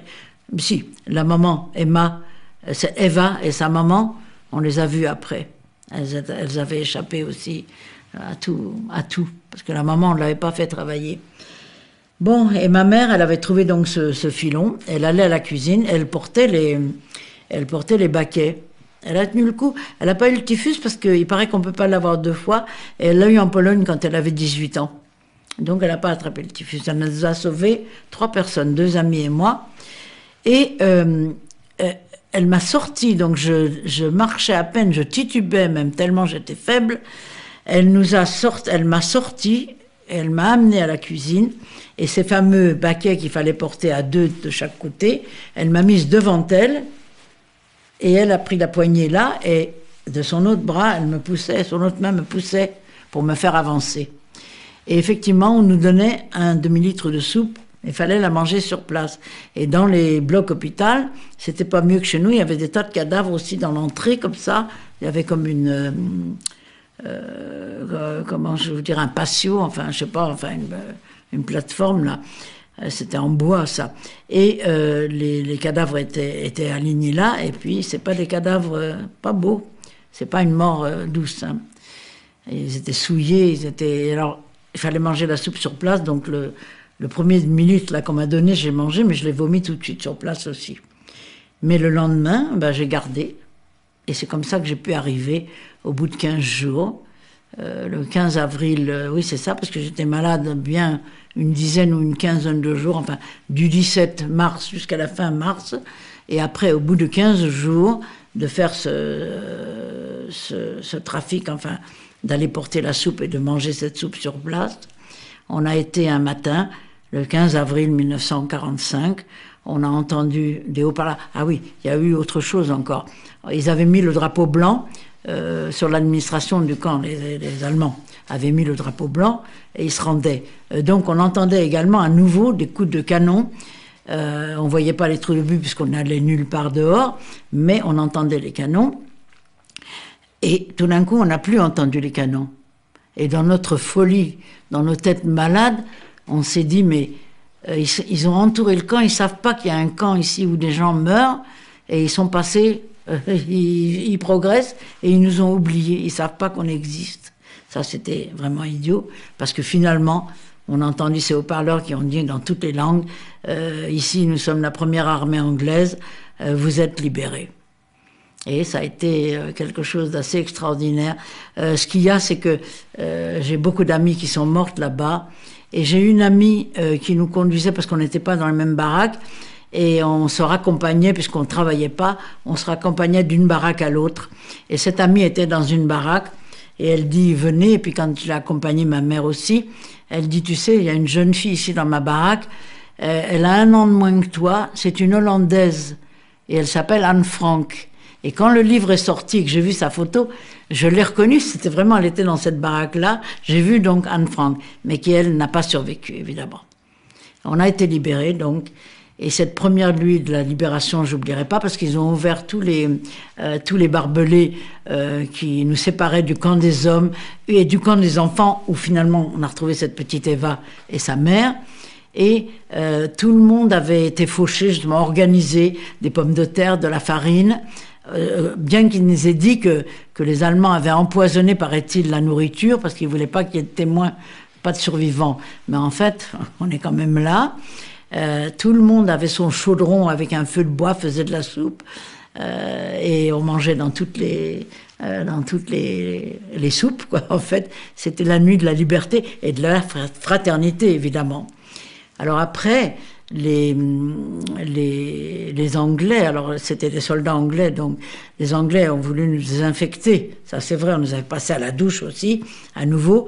Bon, et nous, on s'est montré nus, parce qu'on avait l'habitude de se montrer nus devant les Allemands. C'était pas grave, mais alors ces pauvres troufions, les Tommy, on appelait les troufions anglais, ils étaient tout jeunes d'ailleurs, ils étaient tout rouges, ils avaient leur flitox, là, leur DDT pour nous mettre sous les bras et partout. Et alors ils tournaient la tête parce qu'ils voulaient pas nous regarder. Ça nous a fait bien rire. Et finalement, alors il y a eu plusieurs épisodes, mais ça je vous le raconterai après.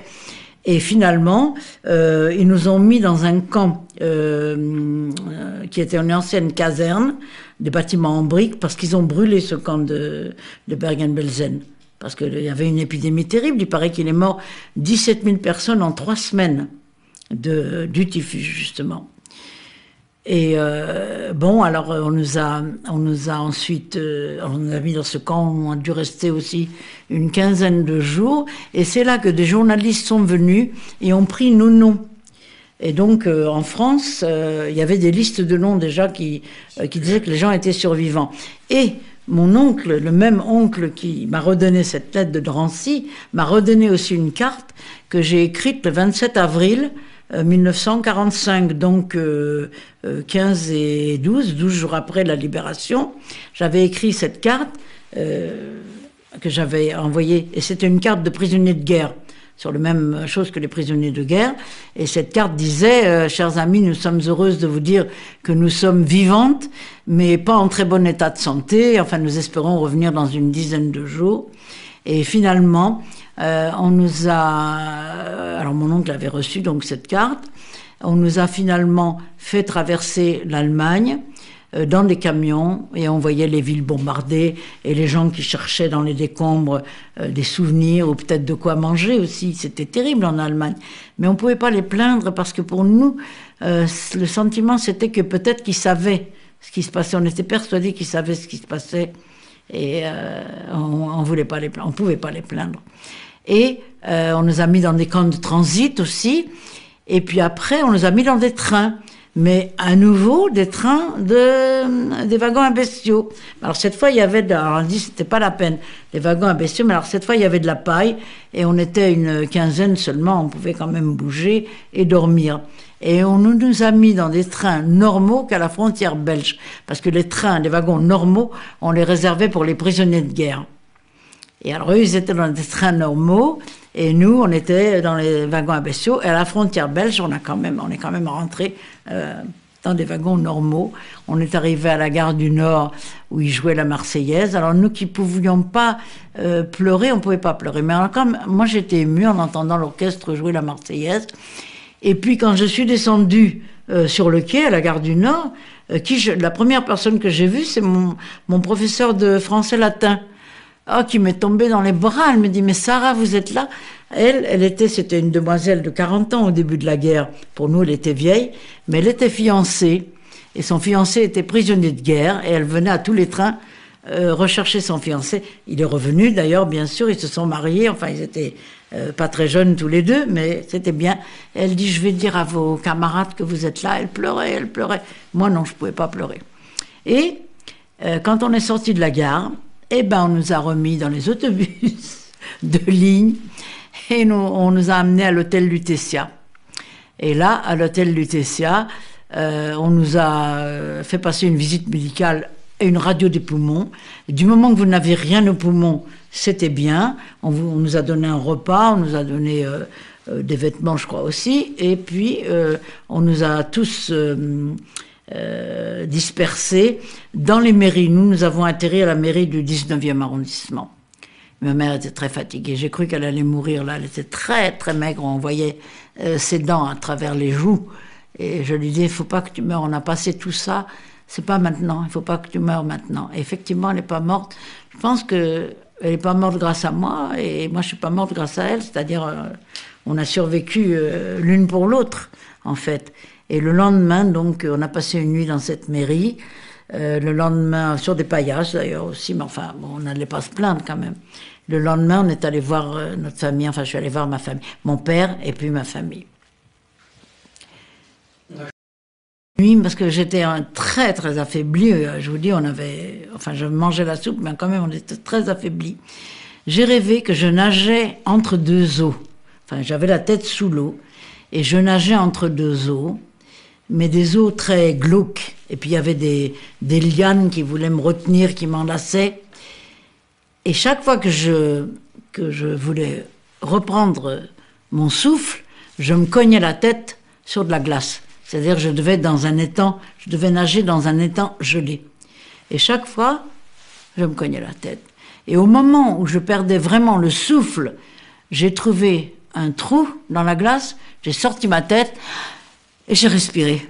Et le lendemain, on a été libérés. C'était ça, le rêve. C'est curieux. Alors, il y a des gens qui disent... Il y en a qui vont dire, oh, c'est un rêve prémonitoire. Il y a des gens qui ont dit non, c'est parce que tu étais malade, fatigué, et ça reflétait toute la condition dans laquelle tu vivais. Voilà, ça, c'était le rêve. En fait, c'est un rêve... Enfin, c'est toujours difficile de lire un rêve, mais vous faites ce rêve au moment extrême de la fragilité physique. Oui, c'est vrai, c'est vrai. Et c'est le moment le plus proche de la libération en même temps. Oui. Et ça, vous le saviez aussi, toutes. On savait, puisqu'on entendait, je vous dis, les canons, parce que ça avait repris. La période de folie, là où on pensait qu'ils nous avaient contournés sans nous libérer, c'était fini. Donc leur canon avait repris, et puis on a entendu donc ces haut-parleurs après. Donc à Paris, vous êtes vraiment toutes les deux sur un fil, hein, si j'ai bien compris. Vous craignez pour la vie de votre mère. Hein, oui. Ah, oui, et oui. Vous allez où exactement? Après le Lutetia, vous m'avez dit Oui, alors déjà, on était on a été à la mairie du 19e.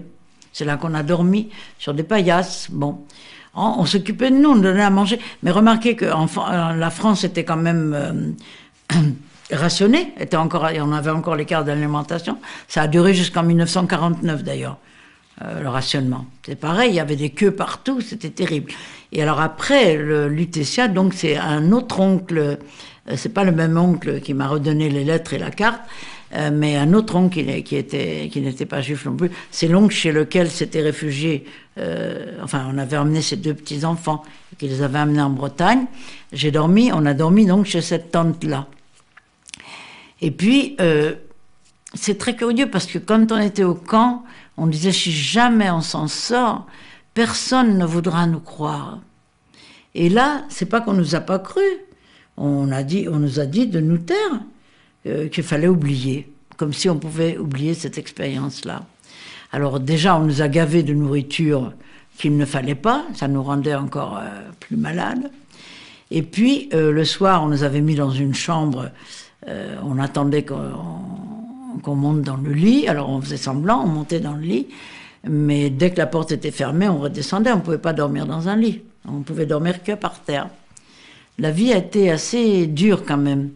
Et une de mes tantes m'a prêté, parce que alors vraiment j'avais des vêtements d'hommes, c'était des prisonniers de guerre, il y avait un stalag à côté de notre camp, et je vous en parlerai après, qui nous ont apporté des vêtements, et vraiment j'avais un pantalon d'homme avec des bretelles, enfin c'était infect comme habillement, presque aussi mal que quand on est arrivé au camp après la douche à Birkenau. Et donc le lendemain, je suis allée voir, le surlendemain, je suis allée voir mes camarades au lycée, alors qu'ils m'ont accueilli, mais c'était formidable, la directrice aussi. Je suis revenue. C'est Louise Fontaine, toujours, la directrice. Oui, c'était toujours elle, oui. Mais je suis revenue d'ailleurs en classe après. Et oui, là c'était le mois de... alors attendez, on a été arrêtés le 24 mai 1944, on est rentré à Paris le 24 mai 1945. Un an après, jour pour jour. C'est assez invraisemblable aussi. Et votre père? Lui, il était là, il était resté là, il n'avait pas eu d'autres ennuis. On ne l'avait pas arrêté, elle était très contente de me revoir, bien évidemment. Donc la famille, le 24 mai 1945, se trouve à nouveau réunie. Pas tout à fait, parce qu'il faut dire que mon père et ma mère, ils s'entendaient pas très bien. Et le fait qu'on ait été séparés par force, mon père se cachant dans un endroit et nous dans un autre, a fait que ma mère n'a pas voulu reprendre la vie commune avec lui. Bon, ça c'était une autre histoire. Ils se sont raccommodés plus tard, quand moi-même j'ai eu des enfants. Quand ils sont devenus grands-parents, ça a été beaucoup mieux.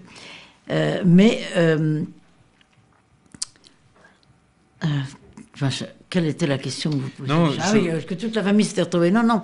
Et en plus, on n'a pas retrouvé notre appartement. Tout avait été vidé. Hein. Or, j'avais un tableau que mon père connaissait beaucoup d'artistes aussi, entre autres Ben. Pas le Ben, B-E-N d'Amérique, là, mais Ben, B-E-2-N, qui était aussi un peintre juif, qui est arrivé dans les mêmes années 30, 27 ou 30 à Paris, et qui avait fait un portrait de moi. Alors ça, ils l'ont pris, c'est dommage, une huile très jolie d'ailleurs. Et il y avait beaucoup de jolies choses aussi. Et l'appartement, on a pu le récupérer qu'1 an après. Et comme ma mère ne voulait pas vivre avec mon père, c'est lui qui a occupé l'appartement, et nous, on habitait justement dans la chambre où il se cachait avant. Et cet appartement, vous en étiez locataire avant la guerre? Oui, locataire, bien sûr. Et comment a-t-il été possible de le récupérer? Est-ce qu'il a fallu faire une procédure? Oui, il a fallu prendre un avocat, bien sûr. Mais là, ce sont les associations qui nous ont aidés pour payer l'avocat, parce qu'on n'avait pas d'argent. Ma mère ne pouvait même pas travailler. Mon père retravaillait un petit peu dans les journaux, mais enfin, c'était pas grand-chose. Mais c'était très, très curieux qu'on ne voulait pas nous entendre. Vous savez qu'on n'a pas témoigné pendant des années et des années. On n'a pas pu témoigner. Mais qu'est-ce que vous avez dit à votre père, par exemple? Je lui ai raconté ce qui s'était passé. Lui, il vous a écouté? Ah, lui, il m'a écouté, il m'a cru. Parce que de toute façon, on a appris que toute sa famille à lui avait été massacrée en Pologne, alors. Et même en Russie, il avait des frères qui étaient, en Ukraine et tous ces pays frontaliers. Donc est-ce qu'on peut dire que lui est la seule personne à qui vous ayez tout raconté? Non, on a essayé aux autres aussi. Ah non, c'est pas la seule personne. Mais les autres nous étèrent. oublié. Alors les autres, quand vous dites les autres, c'est qui exactement? Ah ben mes tantes, la famille. Alors on ne pouvait parler qu'entre nous, les déportés. Avec nos amis déportés, oui. Là on parlait, on s'en donnait à cœur joie de parler. Et on avait dit qu'on ne nous écouterait pas. Et alors les autres, c'était aussi les gens. Parce que ce qui comptait le plus, je veux dire, les gens non juifs, enfin qui n'avaient pas... les gens n'ont pas pu imaginer ce qui s'était passé. Et en fait, ce qui comptait le plus, c'était les prisonniers de guerre et les résistants. Ah, eux, ils avaient quelque chose à raconter. Ils avaient fait quelque chose. Tandis que nous, bon, on n'était que des juifs après tout. J'ai eu l'antisémitisme après la guerre aussi, parce que justement, chez cette tante où nous avons habité pendant 1 an à peu près, ouais, bien. Non, pas 1 an, quelques mois après, on nous a trouvé 2 chambres quelque part, pas loin de là. Et je ne sais plus ce que je voulais vous dire, c'est ça qui est terrible. L'antisémitisme après la guerre. Ah oui. Alors cette tante chez qui nous habitions, comme je vous ai dit, il y avait encore des restrictions. Et alors ma tante donnait, il y avait une épicerie en face de chez elle, et ma tante donnait les tickets d'alimentation quand les denrées, et l'épicière lui mettait de côté dans un cabas les denrées quand elles arrivaient. Et c'était moi qui descendais les chercher. J'étais bien fatiguée, les gens ne se rendaient pas compte de ce qu'on avait vécu. Je descendais quand même du 6e étage à pied, il n'y a pas d'ascenseur, et je remontais avec le cabas. Et il y avait des queues terribles, aussi terribles que pendant la guerre. Et moi, je rentrais tout de suite, puisque mon cabas était prêt. Et alors, les gens qui respectent toujours dans la queue, eh ben alors, qu'est-ce qu'elle fait, celle-là? Alors, je lui ai dit, écoutez, je rentre de déportation. Ah, on ne les a pas tous déportés, ces juifs? Ce sont des phrases que j'ai entendues après la guerre.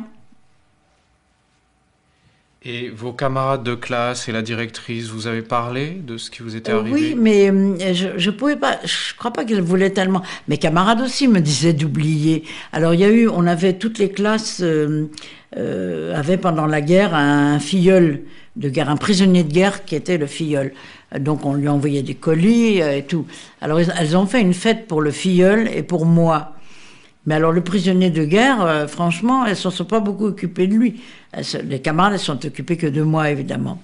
Alors elles voulaient il y avait des très bonnes choses. Et la directrice a essayé de me parler, mais je ne voulais pas lui parler, je ne voulais pas lui raconter.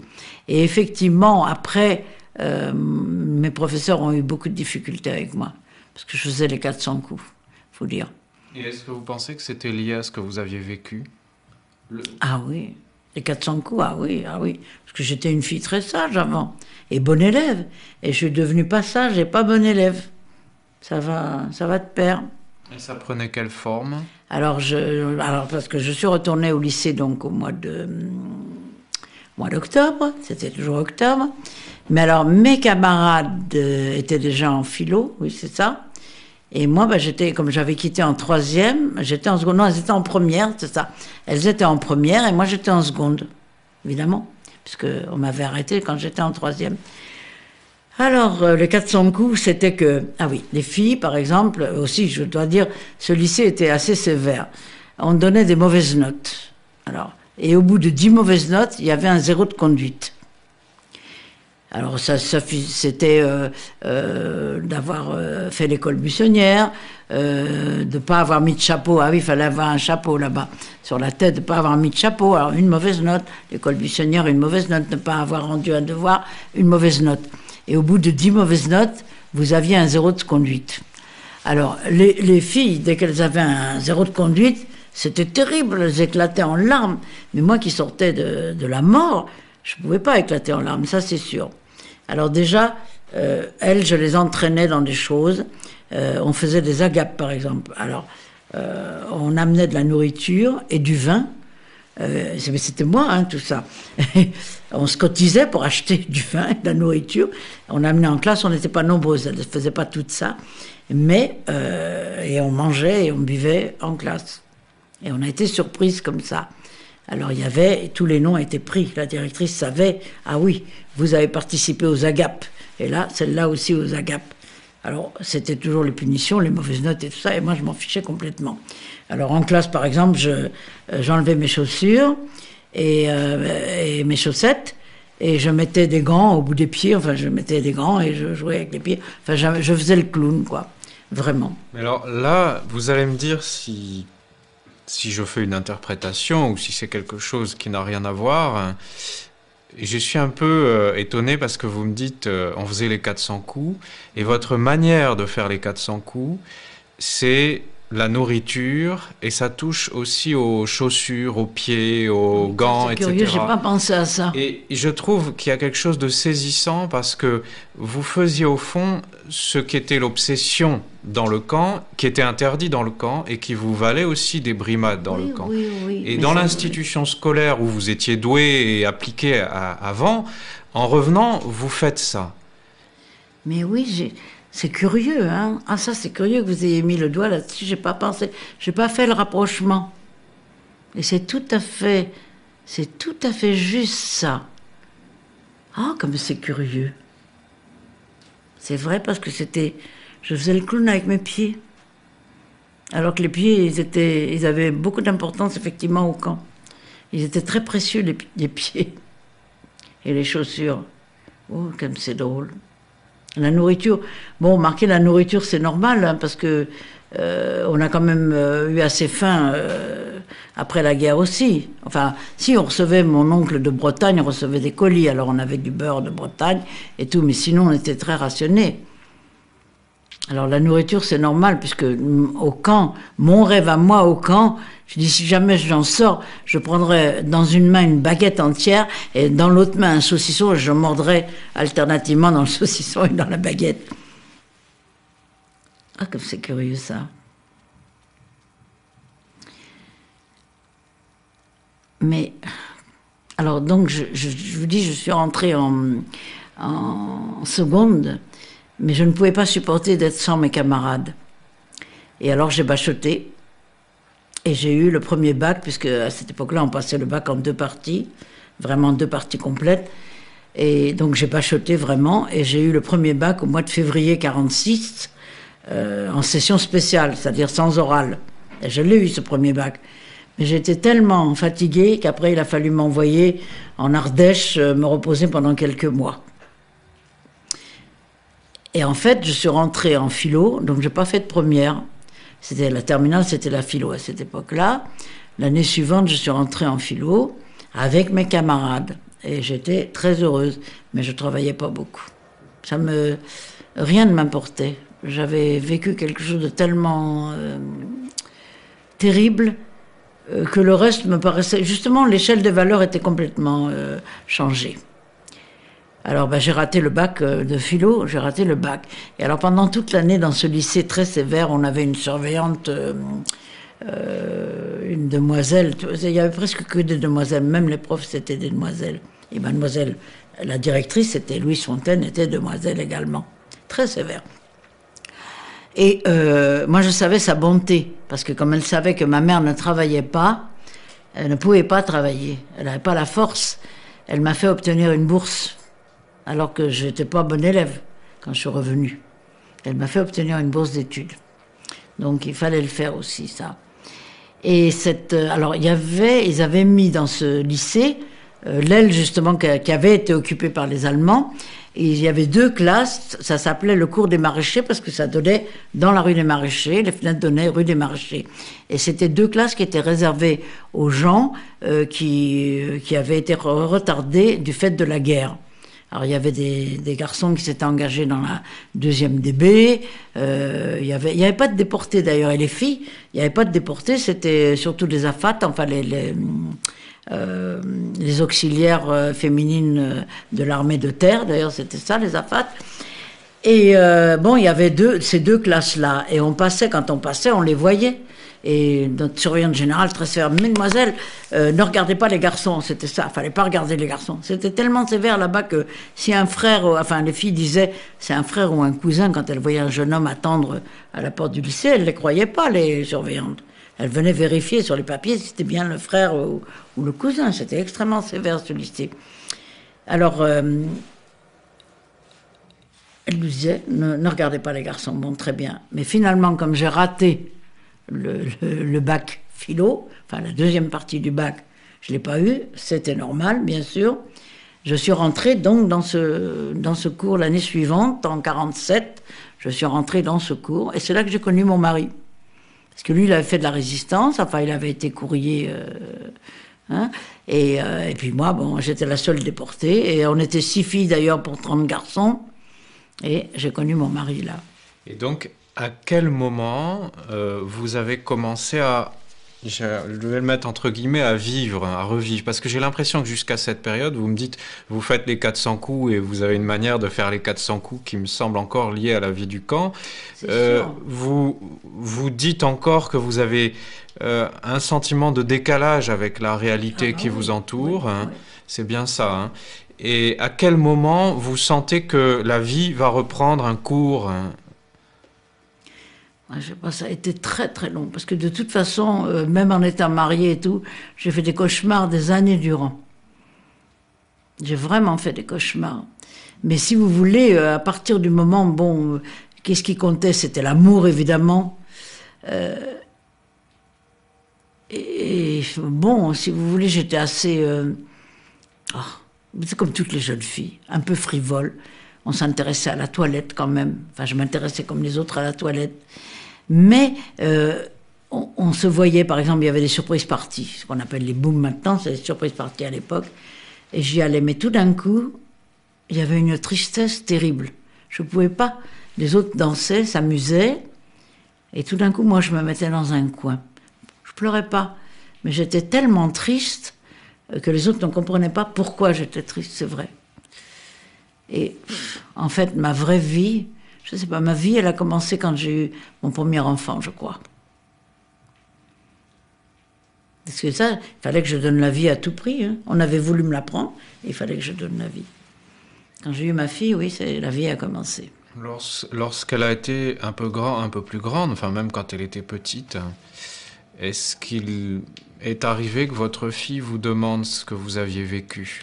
Non, pas du tout, parce qu'en plus, je me suis mariée, ça c'est très caractéristique aussi, je me suis mariée avec un non-juif. Mon mari n'était pas juif. Je m'appelle Montard, c'est mon nom de femme, et lui n'était pas juif. Et pour le faire enrager, je lui disais souvent, tu sais, je t'ai épousée justement pour que tu me protèges, pour ne pas être juif. Ça le faisait enrager. Enfin, oui, c'est vrai d'ailleurs, je m'étais un petit peu éloignée, d'ailleurs je voulais plus être juif. C'est mon père qui m'a ramenée.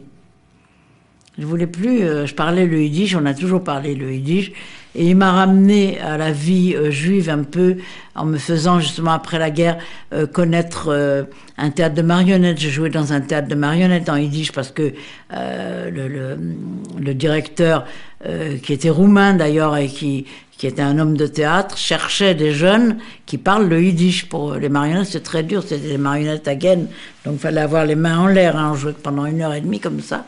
Et mon père m'avait amené chez lui, et grâce à ça, j'ai repris un peu la vie juive. Et j'ai repris la vie juive, surtout grâce à mon mari, après, qui m'a envoyé dans tous ces milieux-là. Ça, c'est très curieux. Mais c'est...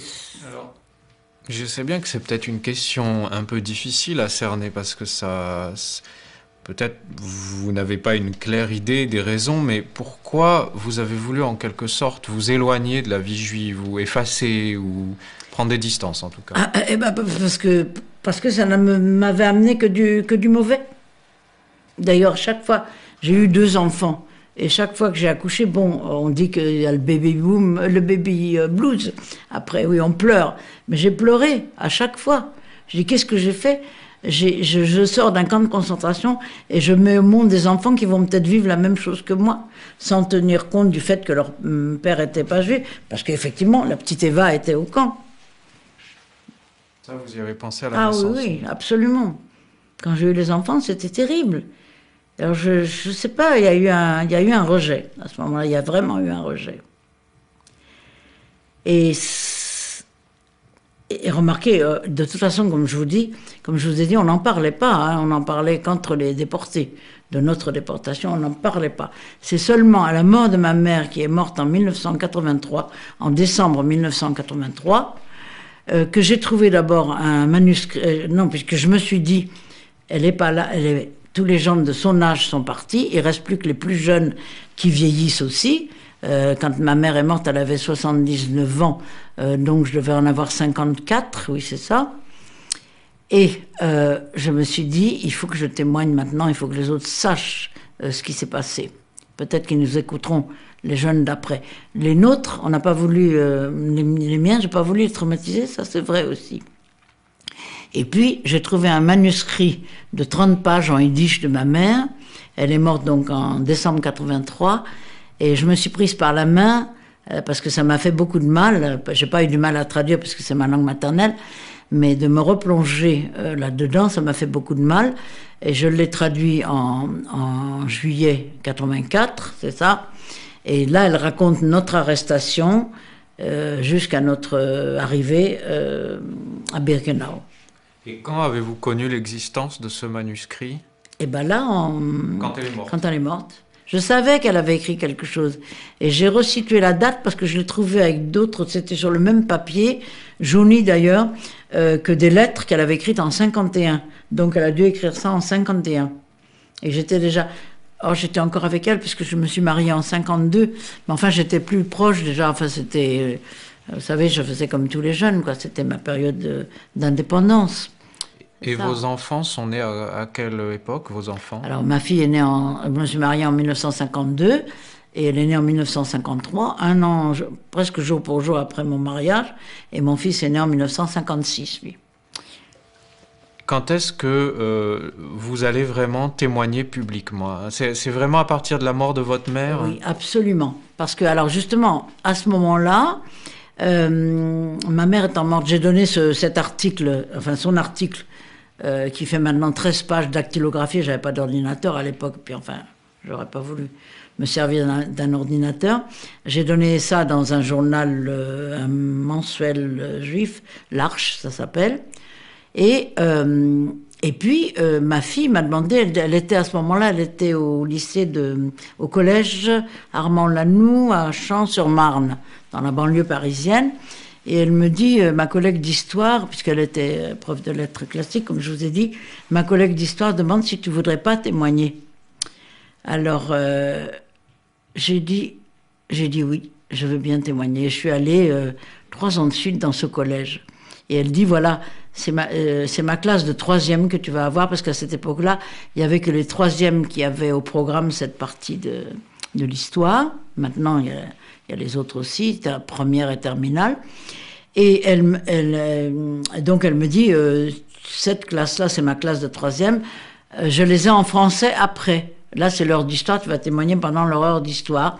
Mais si tu n'as pas fini, ça fait rien, je viendrai m'asseoir dans le fond de la salle et tu peux continuer. Et l'heure d'histoire est passée, évidemment, j'avais pas fini, ils sont même pas allés en récréation. Elle est venue s'asseoir dans le fond de la classe, ma fille. Toute l'heure est passée et j'avais même pas fini. Enfin, j'aurais pu en raconter encore et encore. J'ai abrégé, j'ai raccourci. Après, j'ai mieux structuré pour ne parler que pendant 1h30. Et puis, on est sortis. Et quand on est sortis, elle me dit, mais tu nous as jamais raconté tout ce que tu leur as raconté. Alors, j'ai dit oui, parce qu'on voulait pas vous traumatiser, c'est vrai.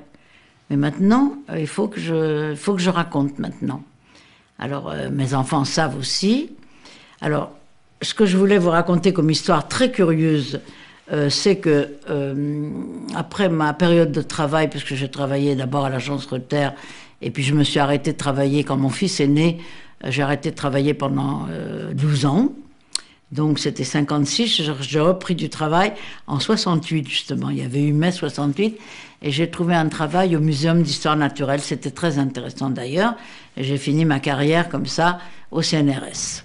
Et en même temps, ma mère étant morte en 83, j'ai repris des études. Je suis allée étudier, pas encore l'hébreu, c'était l'année d'après, mais l'année 84, oui c'est ça, 84-85, je suis allée étudier la littérature yiddish justement,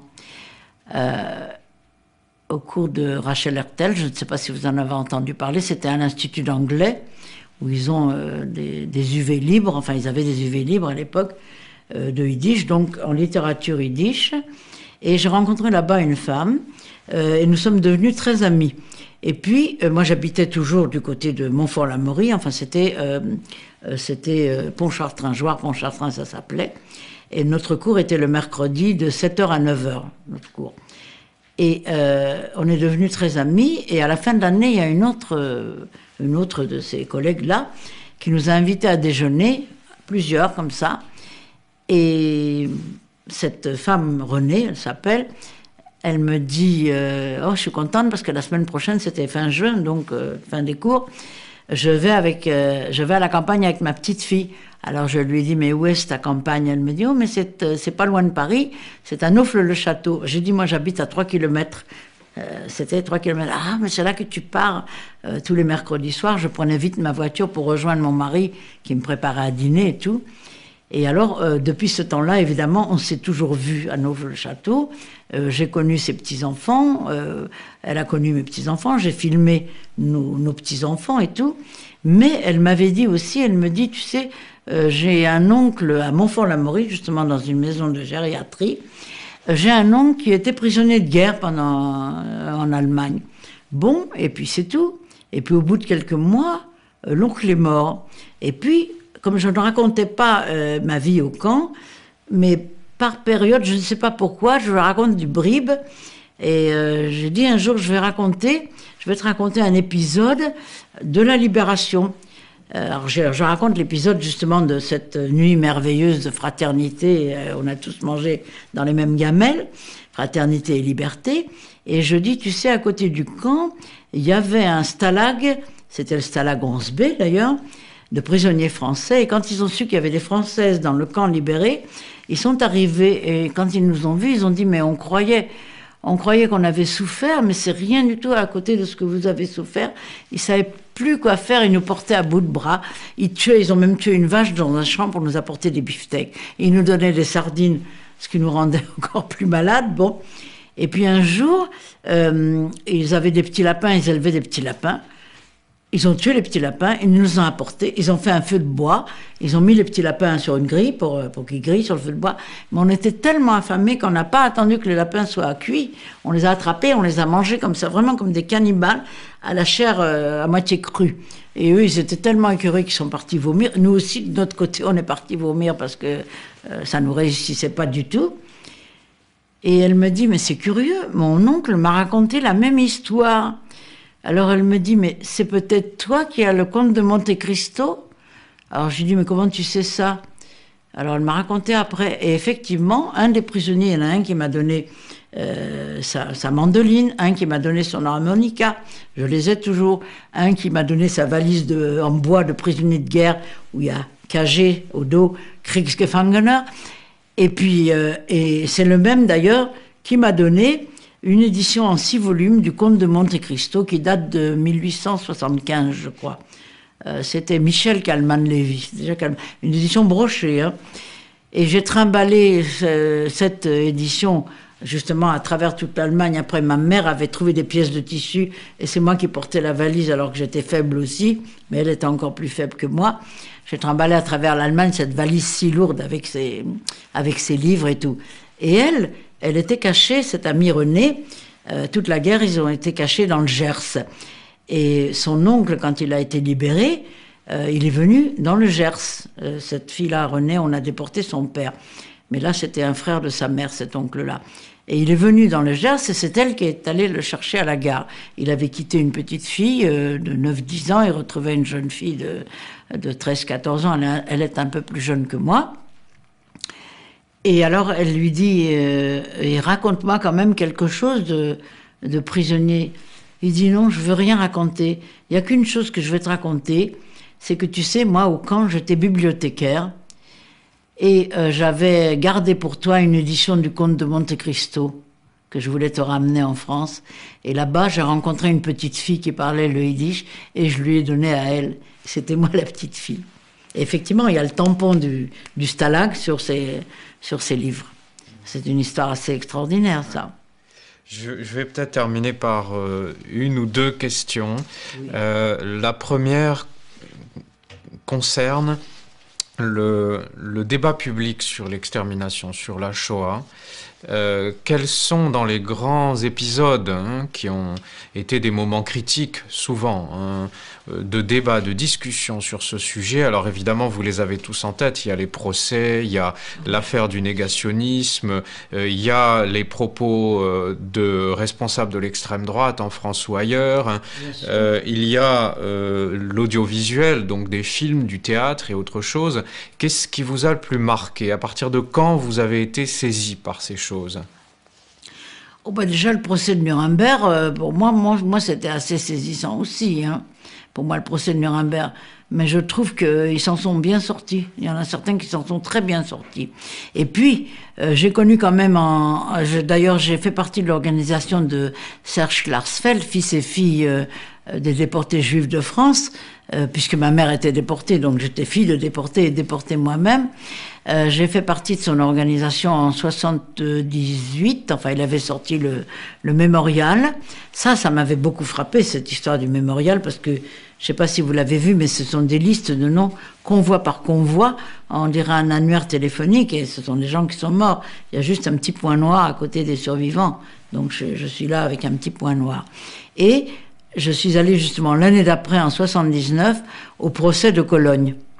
Parce qu'il y a eu les procès de 3 dirigeants donc du camp de Drancy, c'est-à-dire Henriksson, Hagen et Lipke, oui c'est ça.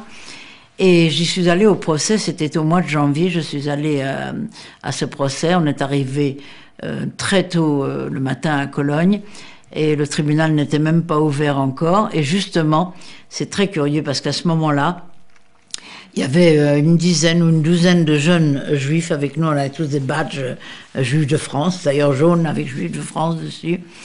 Et on était 2 déportés seulement. Et puis les autres étaient des adultes. Il y avait Serge et sa femme aussi, Beate.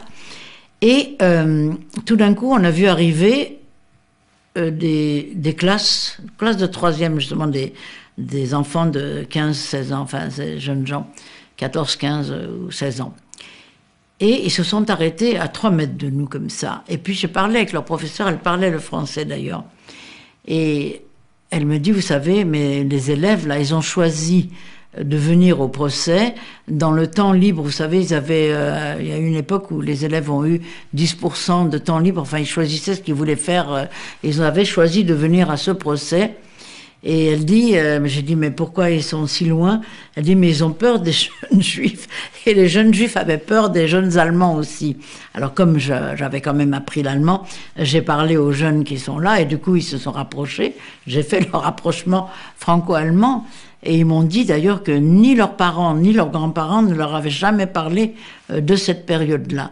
Et ça les a tellement intéressés. Moi, j'étais très bouleversée pendant le procès de ce que Klarsfeld disait. Il avait lu une lettre d'un petit garçon aussi qui priait Dieu de lui rendre ses parents, de faire revenir ses parents, enfin qu'il retrouve ses parents. Et c'était très très touchant. Et ces enfants-là, qui normalement devaient être au procès le matin seulement, sont revenus l'après-midi aussi. Et puis alors, ce qui m'a conforté dans l'idée justement, je vous dis, de parler, c'est quand les négationnistes sont arrivés. Alors là, c'est terrible. Et je vous dis, j'ai dit aux jeunes que j'étais pas dans une chambre à gaz, sinon je serais pas là. Et depuis quelques années, je connais justement un ami de cette René dont je viens de vous parler, qui lui était dans la chambre à gaz. Il a écrit un livre, Le témoin imprévu. Et il s'appelle Jo Weisblatt. Vous en avez entendu parler aussi? Oui, il était ici hier après-midi. Ah il était à votre place. Ah ben voilà, Yossel. Alors c'est lui, parce que lui, il a raconté ça. Et c'est très curieux, parce que vous savez, je vais vous dire, je suis allée en Israël une année, et je suis allée justement, Klarsfeld, enfin avec nous tous, on a fait des dons, a construit le mur des noms, à côté de Jérusalem, enfin à 20 km de Jérusalem. Alors il y a un mur des noms où toutes les listes sont là, des déportés. J'y suis aussi avec ma mère.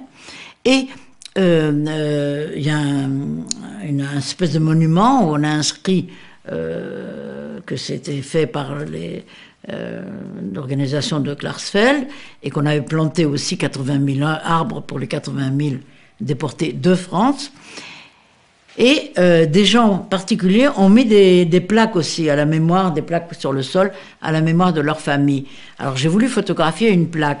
Alors je prends la photo et dès que j'ai relevé l'appareil, je regarde, c'était Joe Weisblatt, la plaque que lui a dédiée à ses parents, à sa famille. C'est curieux quand même ça. Alors peut-être l'ultime question, elle concerne tout ce qu'on a fait ensemble aujourd'hui.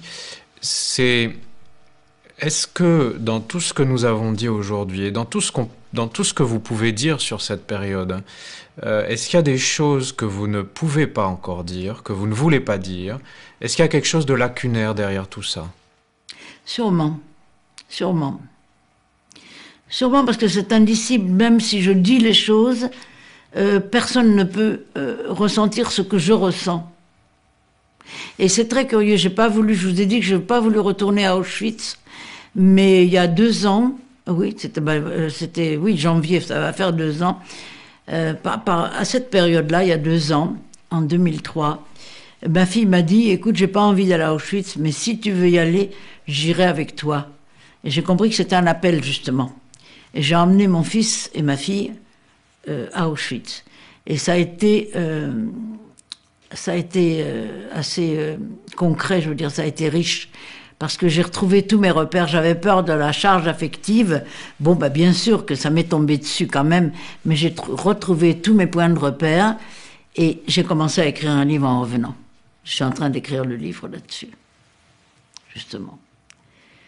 Alors, je ne sais pas ce que je pourrais dire dans le livre de plus. Je me demande peut-être qu'il viendra d'autres choses. Mais de toute façon, tout ce que je vous ai raconté, c'est déjà indicible.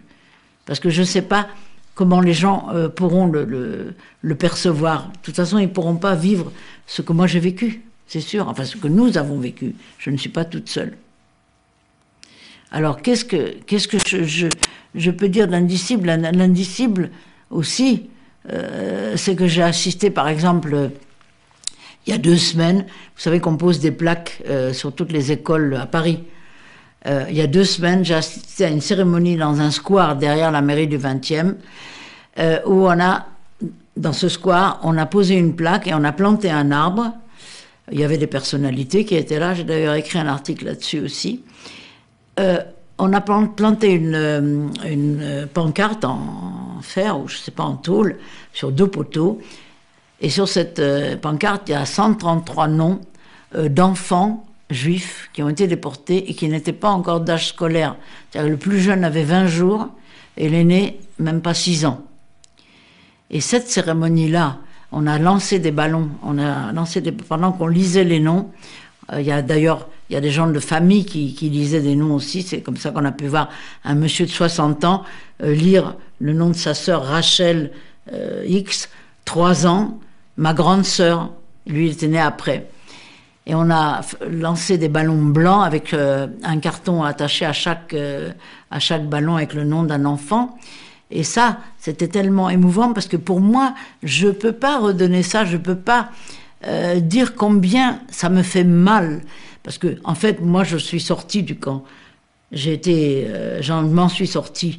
Mais j'ai mal aux autres, j'ai mal à ceux qui n'en sont pas sortis. Et surtout aux enfants. Ça, pour moi, c'est la pire des choses. Et je peux pas. Je peux pas le transmettre, ça. Il n'y a que moi qui le sens. Et je vais le chanter d'abord, peut-être. Alors, c'est une berceuse, hein. Aïe loulé, schlaf je ein mein Teierkind, woil is dem, wo sota mame, una wiegele dazu. Aïe loulé, woil is dem, wo sota mame, una wiegele dazu. Aïe, loulé, loulé, lou. Alors c'est une berceuse qui dit aïe loulé, c'est c'est pour endormir l'enfant. Dors, mon cher enfant, heureux celui qui a une mère et un berceau à côté. Et je pense que ça évoque justement les enfants qui ont perdu leur mère. Vous voulez une autre chanson ou quelque chose, non? Non, merci, comme vous voulez. Non, parce que je peux chanter une chanson du théâtre de marionnettes. Vous savez, je vous ai dit tout à l'heure que c'est mon mari qui m'a ramené vraiment au Yiddish, où je suis des cours, justement, où je fais du théâtre Yiddish maintenant, on a joué. Et le musée d'art et d'histoire du judaïsme, rue du Temple, m'a demandé, quand ils ont fait, il y a quelques années, je crois qu'il y a 3 ans ou 4 ans, des expositions, comment on dit ça, qui ne durent pas tout le temps. Temporaire, voilà, excusez-moi. Sur le Yiddish, il y avait plusieurs thèmes, m'ont demandé, enfin ils ont fait justement le théâtre de marionnettes. Ils sont allés, grâce à ma fille d'ailleurs, demander des marionnettes au musée de l'héritage juif à New York, parce que ma fille m'avait ramené un petit papier justement, et elle me dit, j'ai l'impression que ce sont les marionnettes, là-dessus il y a les marionnettes avec lesquelles tu avais joué. Et effectivement, mon directeur de théâtre, sa femme surtout qui vit encore en Amérique du Sud, en Argentine, avait donné les poupées au musée de l'héritage juif à New York. Donc le musée en France s'était mis en rapport, on avait amené, le musée a prêté toutes les marionnettes, et puis un peintre a fait un castelet, a construit un castelet où on a mis les marionnettes. Et moi, j'avais une affiche de ce théâtre et un programme et puis un article. Et on m'a demandé de chanter une chanson qui est passée en boucle pendant toute la durée de l'exposition. Alors, si vous voulez, je peux vous chanter cette chanson-là. Alors, à ce moment-là, on jouait l'histoire de David et Goliath.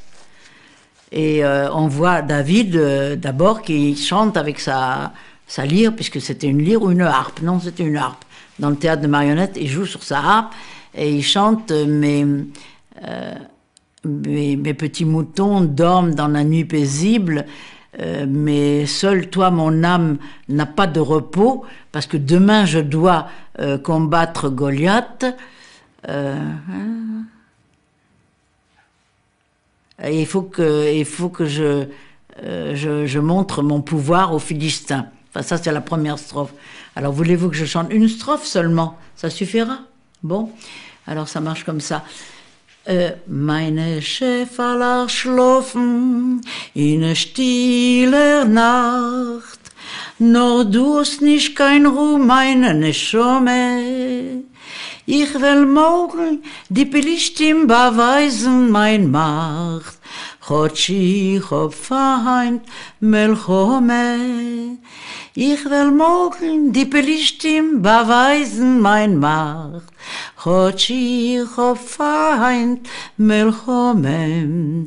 Ti-di-di-di-di, ti-di-di-di-di, ti-di-di-di-di-di, ti-di-di-di-di, ti-di-di-di-di, ti-di-di-di-di-di. Voilà, j'ai la voix un petit peu dérapée. Enfin. Merci infiniment pour tout ça. Merci.